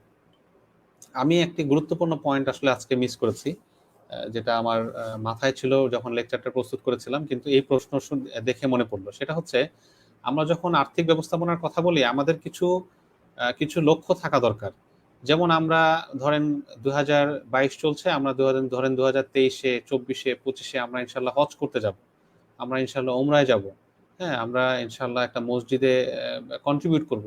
এরকম আমাদের ছোট ছোট, আমাদের প্রত্যেকের সামর্থ্য অনুযায়ী কিছু লক্ষ্য থাকা দরকার। ঠিক একইভাবে মোহর আদায় করা, এটাও একটা লক্ষ্য থাকা দরকার, এবং সেটাকে কেন্দ্র করে আপনার সঞ্চয় করা দরকার। এটা একটা ভালো ভালো সঞ্চয়, যেটা আল্লাহ সুবহানাহু ওয়া তাআলা পছন্দ করবেন। এটা করা উচিত। এটা এটা আপনার তালাকের জন্য রেখে দেওয়া উচিত না। আব্দুল্লাহ আল মাহফুজ লিখেছেন, মোহরানা সর্বনিম্ন কত দেয়া যায়? সর্বনিম্ন সম্ভবত আমাদের, আমি ফিকহ হানাফি ফলো করি, সম্ভবত ফিকহ হানাফিতে 10 দিরহামের সমপরিমাণ। এটার বর্তমান মূল্যটা আমার এই মুহূর্তে মাথায় নেই, দুঃখিত। আপনি আমাদের আইএফএ কনসালটেন্সি পেজে একটু নক করবেন, সেখান থেকে ইনশাআল্লাহ উত্তরটা জানিয়ে দেওয়ার চেষ্টা করবে। দুঃখিত, এই মুহূর্তে আমার এক্সাক্ট ক্যালকুলেশনটা মনে পড়ছে না। বাকি সর্বনিম্ন মোহর স্বাভাবিকভাবেই আমাদের সমাজে যেই মোহর চলছে এর চেয়ে অনেক কমই। অলংকার 7 ভরির কম থাকলে জাকাত দেওয়া লাগবে? ঋণী থাকলে জাকাত দেওয়া যাবে? হ্যাঁ, 7 ভরির কম থাকলে, যদি শুধু শুধু স্বর্ণ থাকে, শুধু স্বর্ণ থাকে তাহলে জাকাত দেওয়া লাগবে না। যেহেতু শুধু স্বর্ণ হলে সেটার নেসাব 7.5 ভরি যেহেতু হয়নি, এই জন্য জাকাত দেওয়া লাগবে না। আব্দুল্লাহ মাহমুদ লিখেছেন, বর্তমানে বিবাহকে কঠিন করার পেছনে পাত্রীদের অনেক বেশি চাহিদাকে মনে করা হয়, এ ব্যাপারে কিছু বলুন। আমার অবজারভেশন, আসলে শুধু পাত্রী না, পাত্রীর পরিবার যেমন এদিকে আছে, আবার আমি যদি পাত্রর পরিবারকে একদম ধোয়া তুলসী পাতা বলি সেটাও ঠিক না। আসলে এটা দেখেন, আমরা ঠিক যেমন স্বামী স্ত্রীর টিমের কথা বলছি, ঠিক একইভাবে স্বামী স্ত্রীর পরিবারেরও এখানে এখানে একটা একটা সামষ্টিক দায়িত্ব রয়েছে। যে মেয়ের পরিবার চেষ্টা করবে, যদি ছেলে যদি ভালো হয় কিভাবে তাকে অ্যাকোমোডেট করা যায়, মোহর কমিয়ে দিয়ে, অন্যান্য খরচ কমিয়ে দিয়ে কিভাবে একটা ভালো ছেলে একটা ভালো মেয়ে বর্তমান সমাজে অনেক রেয়ার একটা জিনিস। আপনি দেখবেন যে অনেক ছেলে মেয়ে বিবাহের জন্য ছেলে মেয়ে পাচ্ছে না। হ্যাঁ, তারা ভালো পরিবার খুঁজছে, পাচ্ছে না, হবে ভালো ভালো পরিবার মানে কি, দিনদার ফ্যামিলি, যেখানে হয়তো গার্লফ্রেন্ড বয়ফ্রেন্ডের কালচার নেই, পর্দার বিষয় নেই, এরকম খুঁজে খুঁজে পাওয়া কঠিন, এবং এই জন্যই কিন্তু অর্ধেক দিন এসেছে। তো স্বাভাবিকভাবেই আপনার, আমি মনে করি যে দুই পরিবারেরই আসলে এখানে আন্ডারস্ট্যান্ডিং এর বিষয় আছে। তবে হ্যাঁ, যেহেতু মোহরটা আপনার মেয়ের সাইড থেকে আসে, এখানে মেয়ে এবং মেয়ের পরিবারের এবং মেয়ের নিজের এখানে অনেক সে আছে। এই জন্য আমাদের যেসব বোন আজকে এটা শুনছেন এবং যেসব মেয়েদের ফ্যামিলি শুনছেন, সবার কাছে এটা অনুরোধ যে আপনারা মোহরকে সহজ করে দেন। হ্যাঁ, মোহর যদি আপনার আপনার আপনার মেয়ের বা বোনের হবু হাজবেন্ড সে যদি সৎ হয়, তাহলে এই মোহরের অঙ্কে কম বেশিতে আসলে কোনো ইস্যু হবে না। জাযাকুমুল্লাহ। একজন লিখেছেন, শায়েখ, যদি কোনো পণ্যে বিজ্ঞাপনের ক্ষেত্রে কেউ হারামভাবে উপস্থাপন করে, তাহলে তার ওয়েবসাইটে কি এই নিয়তে তৈরি করে দেওয়া যাবে যে আমি চাচ্ছি যে পণ্য দ্বারা মানুষ উপকৃত হোক, কিন্তু সে হারাম নগ্ন নারী দ্বারা বিজ্ঞাপন দিলে দেখ, যেমন শ্যাম্পুর প্যাকেট। আচ্ছা, আহ, এখানে মূলত মাসলাটা হচ্ছে, প্রশ্নটা হচ্ছে ওয়েবসাইট তৈরির ক্ষেত্রে। এই ধরনের ওয়েবসাইট তৈরির ক্ষেত্রে আমরা যেটা বলি যে আপনি বলে দিবেন যে আমি এই প্রোডাক্টের আপনার এই ছবি আমি আপলোড করতে পারবো না, ওয়েবসাইট তৈরি করে দেবো, আপনারা ছবি আপলোড করে নেবেন। তাহলে অ্যাটলিস্ট আপনার পণ্যের যে ছবি বা ইত্যাদির দায়ভার আপনার উপর আসবে না আর কি। মোহরানার টাকা পরিশোধ করা থাকলে কি তালাকের পর কোনো টাকা দেয়া লাগে? অর্থাৎ আপনি জানতে চাচ্ছেন সম্ভবত স্ত্রীকে, যে মোহরানার টাকা যদি অলরেডি পরিশোধ করা থাকে, তাহলে তালাকের পর স্ত্রীকে কোনো টাকা দেওয়া লাগবে কিনা। না, এখানে তো টাকা টাকা দেওয়া লাগবে বলতে, আপনি যদি আরো কোনো গিফট দেন, আল্লাহ সুবহানাহু ওয়া তাআলা গিফটের কথা উল্লেখ করেছেন, তাসরিহুম বিইহসানের কথা বলেছেন, সেটা ভিন্ন বিষয়, কিন্তু কোনো দায় থাকবে না, লাইবিলিটি থাকবে না। তারা মূলত মোহরটাই একটা দায় থাকে, লাইবিলিটি হিসেবে থাকে, দেনা হিসেবে থাকে, এর বাহিরে কোনো দেনা থাকবে না। ওকে, তারপর পাত্রী পছন্দের ক্ষেত্রে কোন বিষয়টি সবচেয়ে গুরুত্ব দেওয়া উচিত? এটা তো আল্লাহ রসুল সাল্লাল্লাহু আলাইহি সাল্লাম হাদিসে বিভিন্ন ইয়ার কথা বলেছেন, আপনার সৌন্দর্যের কথা বলেছেন, পরিবারের কথা বলেছেন, পরিবার বা বংশের কথা বলেছেন, দিনদারির কথা বলেছেন, হ্যাঁ, সম্পদের কথা বলেছেন, কিন্তু কি বলেছেন লাস্টে? ফাজফার লিদায়াতিদ দিন, যে তোমরা আহ, যে ধর্মটা, দিনদারিতা, সেটাকে প্রাধান্য দাও। কারণ হচ্ছে হাজবেন্ড এবং ওয়াইফ, তারা পরস্পর আল্লাহ তাআলার কাছে যত কাছাকাছি, আল্লাহর যত কাছাকাছি, তাদের পরস্পর সম্পর্ক তত কাছাকাছি হবে, ক্লোজ হবে। আল্লাহর থেকে তাদের সম্পর্ক যত দূরে, তাদের মধ্যে পরস্পর সম্পর্ক তত দূরে হবে। দেখা যাবে তাদের মাঝে অনাস্থা তৈরি হয়েছে, একে অপরকে ধোঁকা দেওয়ার প্রবণতা এসেছে, বিভিন্ন হারামে জড়িয়ে যাচ্ছে, ইত্যাদি ইত্যাদি। এই জন্য দিনদারিটা হচ্ছে একটা মানে প্রাইমারি আপনার কন্ডিশন। দিনদারি থাকার পরে যদি সৌন্দর্য থাকে, সম্পদ থাকে, বংশ ভালো থাকে, এগুলো একটা একটা স্টেপ, আরো ভালো, আরো ভালো, আরো ভালো, ভালোর তো আসলে শেষ নাই। কিন্তু দিনদারি যদি না থাকে, অনেক সম্পদ আছে, অনেক সুন্দর দেখতে, অনেক বংশ, খুবই স্পেশাল বংশ, তাহলে আপনার বেসিক ইয়াটাই নাই। যেমন ধরেন আমি একটা মোবাইল উদাহরণ দিই, যেটা একটা মোবাইল, এটা মানে অনেক ফিচার আছে, এই আছে সে আছে, কিন্তু ধরেন এটার বেসিক যে ফিচার আমার দরকার কথা বলার, এটাই নাই। বা এরকম একটা মানে একটা জিনিস, প্রত্যেকটা জিনিসের একটা মূল মৌলিক ফিচার থাকে। তো একটা হাজবেন্ড ওয়াইফ যখন একে অপরকে খুঁজছে, পার্টনার খুঁজছে, এখানে একটা মৌলিক ফিচার হচ্ছে দিনদারিতা। এটা না থাকলে তখন আসলে একে অপরের প্রতি যে পরবর্তীকালে আস্থা ইত্যাদি সেটা কঠিন হয়ে যায়।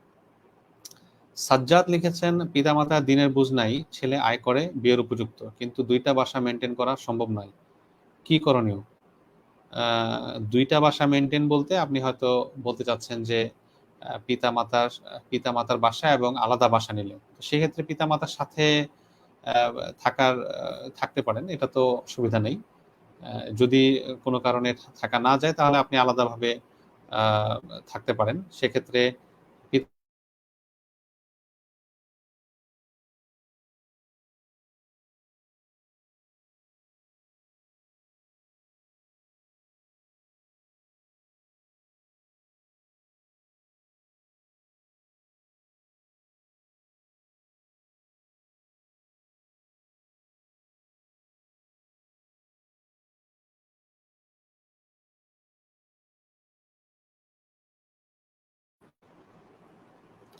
দুঃখিত, আমি একটু আউট অফ হয়ে গিয়েছিলাম।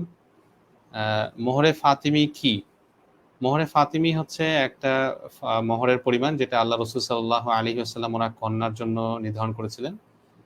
ওনার কন্যাকে যখন সৈয়দুনা আলী রাদিয়াল্লাহুর সাথে বিবাহ দিয়েছেন তখন তিনি এটা নির্ধারণ করেছেন। এটার বর্তমান আপনার পরিমাণটা আমার এই মুহূর্তে মাথায় মানে সামনে নেই। বাংলাদেশের হিসেবে এটা কত হতে পারে, আপনার আইএফএ কনসালটেন্সি পেজে নক দিতে পারেন বা অর্ধেক দিনেও নক দিতে পারেন, ইনশাআল্লাহ আশা করি জানিয়ে দেওয়া হবে। মোহরানা আর কাবিনের পার্থক্য বুঝি নাই। আচ্ছা, কারণ সমাজে প্রচলন আছে যে 5,000 টাকা মোহর নগদ দেয়, 5 লক্ষ টাকা কাবিন। ও আচ্ছা আচ্ছা, এখন বুঝলাম যে কাবিন দিয়ে আসলে কি বুঝিয়েছেন।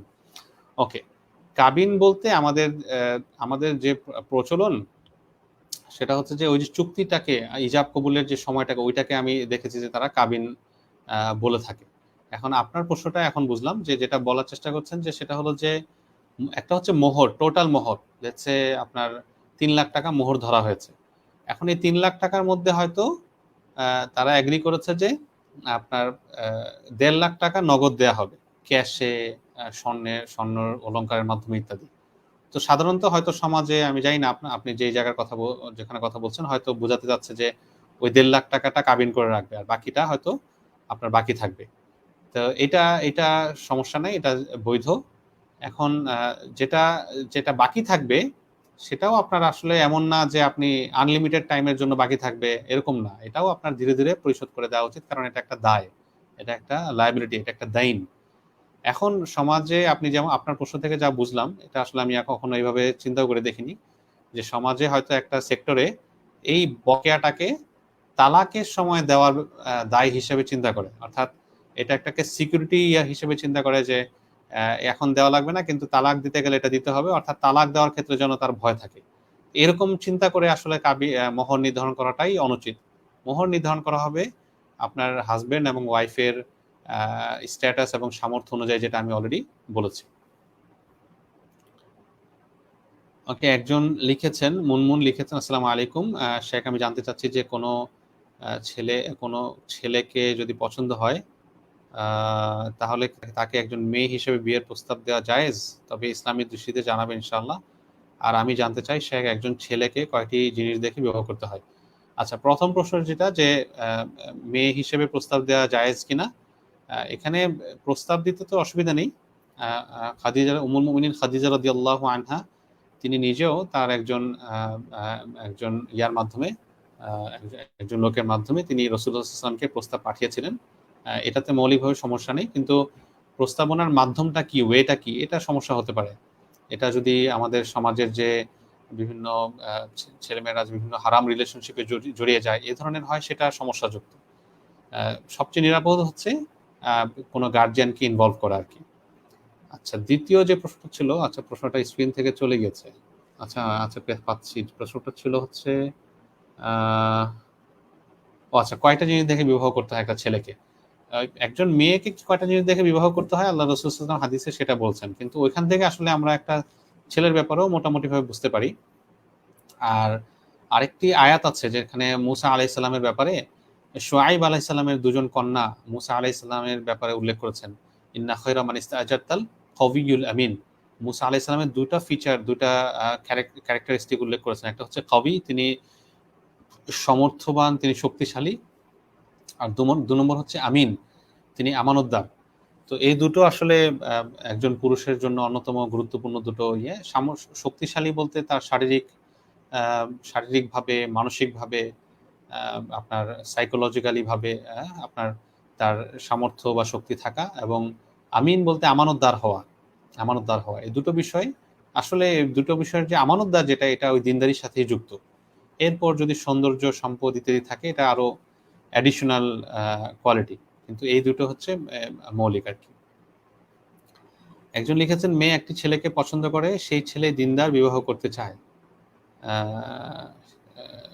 ছেলে দিনদার, ওকে, ছেলেও বিবাহের সামর্থ্য নিয়ে বিবাহ করতে চায়, কিন্তু মেয়ের বাবা রাজি, কারণ মেয়ের বাবা দিনদার না, সরকারি চাকরিজীবী চায়। সে অবস্থায় মেয়ের ইচ্ছার বিরুদ্ধে বিবাহ দিলে সেটা কি জায়েজ হবে? মেয়ের ইচ্ছার বিরুদ্ধে যদি বালেগা হয়ে থাকে কিভাবে বিবাহ দিবে? মেয়ে যদি চূড়ান্তভাবে কনসেন্ট না দেয় তাহলে তো বিবাহ দেওয়া সম্ভব না। কাজে অবশ্যই এটাকে করা উচিত। আর আমাদের সমাজে আসলে এই ধরনের গোঁড়ামি অনেক আছে। আমি সকল পিতামাতা, সকল গার্জিয়ান যারা আছেন তাদের কাছে অনুরোধ করব যে এই ধরনের গোঁড়ামি থেকে আমাদের বের হয়ে আসা, এবং বেসিক যে ইয়াগুলো সেটা যদি মিট করে, বিশেষ করে ছেলে যদি হালাল আর্ন করছে, দিনদারি আছে, তাহলে তার সাথে বিয়ে দিয়ে দিতে আপনার অসম্মত না হওয়া।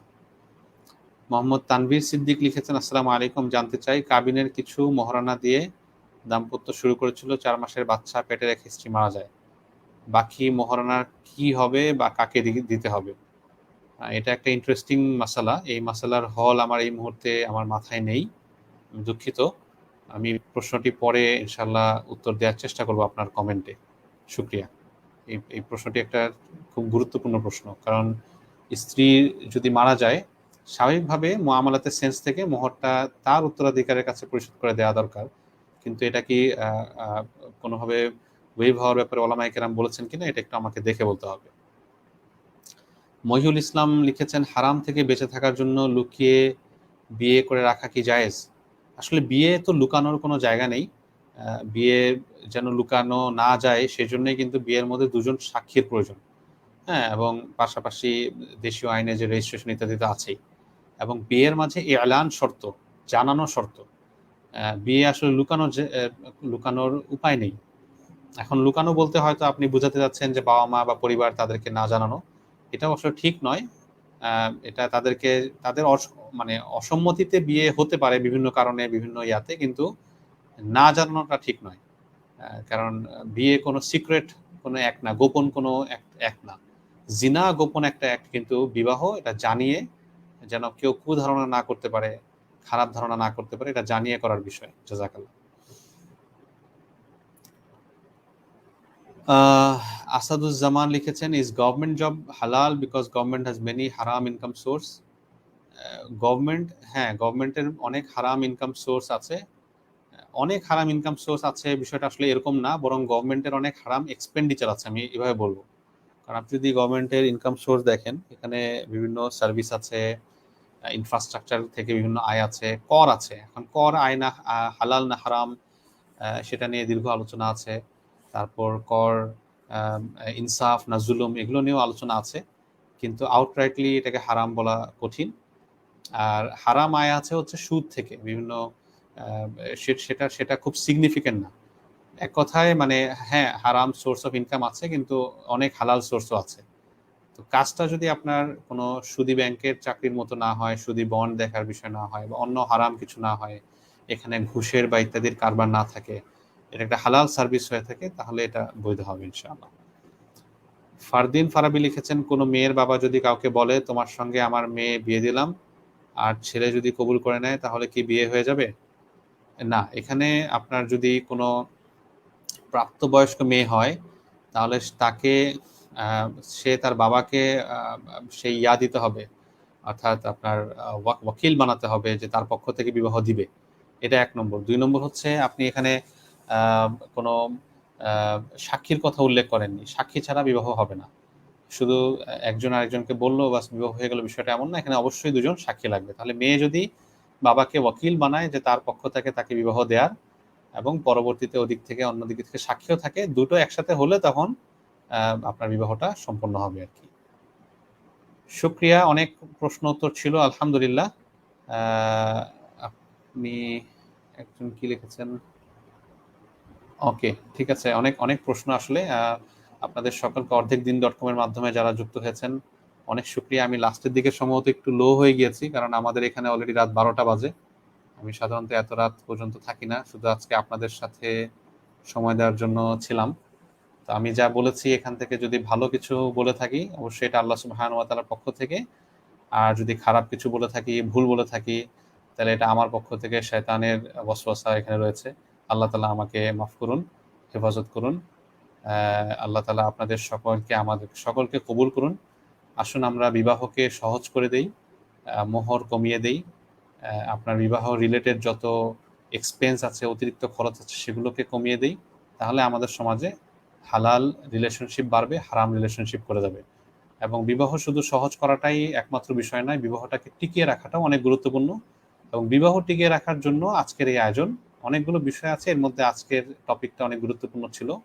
কারণ বিবাহের পর অনেক পারস্পরিক অনেক ভুল বোঝাবুঝি, অনেক অশান্তি তৈরি হয় এই আর্থিক ব্যবস্থাপনাটা হালালভাবে, সুষ্ঠুভাবে না করতে পারার কারণে। আমরা আশা করি যারা আজকে আমাদেরকে শুনেছেন এবং পরবর্তীতে শুনবেন ইনশাআল্লাহ, এই মৌলিক প্রিন্সিপালগুলো আপনারা নোট রাখবেন। জীবনের অনেক ঘনিষ্ঠ অনেক অনেক জায়গা থেকে এই কথাগুলো বলার চেষ্টা করেছি। আল্লাহ তাআলা আমাদের সকলকে আমল করার তৌফিক দান করুন, আমাকে, আপনাকে, আমাদের সকলকে, যেন আমরা একটা সুন্দর আগামী পাই, আমাদের প্রজন্মদের কাছে রেখে যেতে পারি, যেটা অনেক প্রশান্তময়, যেটা হালালের ওপর, এবং যেটা আল্লাহ সুবহানাহু ওয়া তাআলা এবং আল্লাহ রাসূল সাল্লাল্লাহু আলাইহি ওয়াসাল্লামের দেখানো পথের উপর প্রতিষ্ঠিত।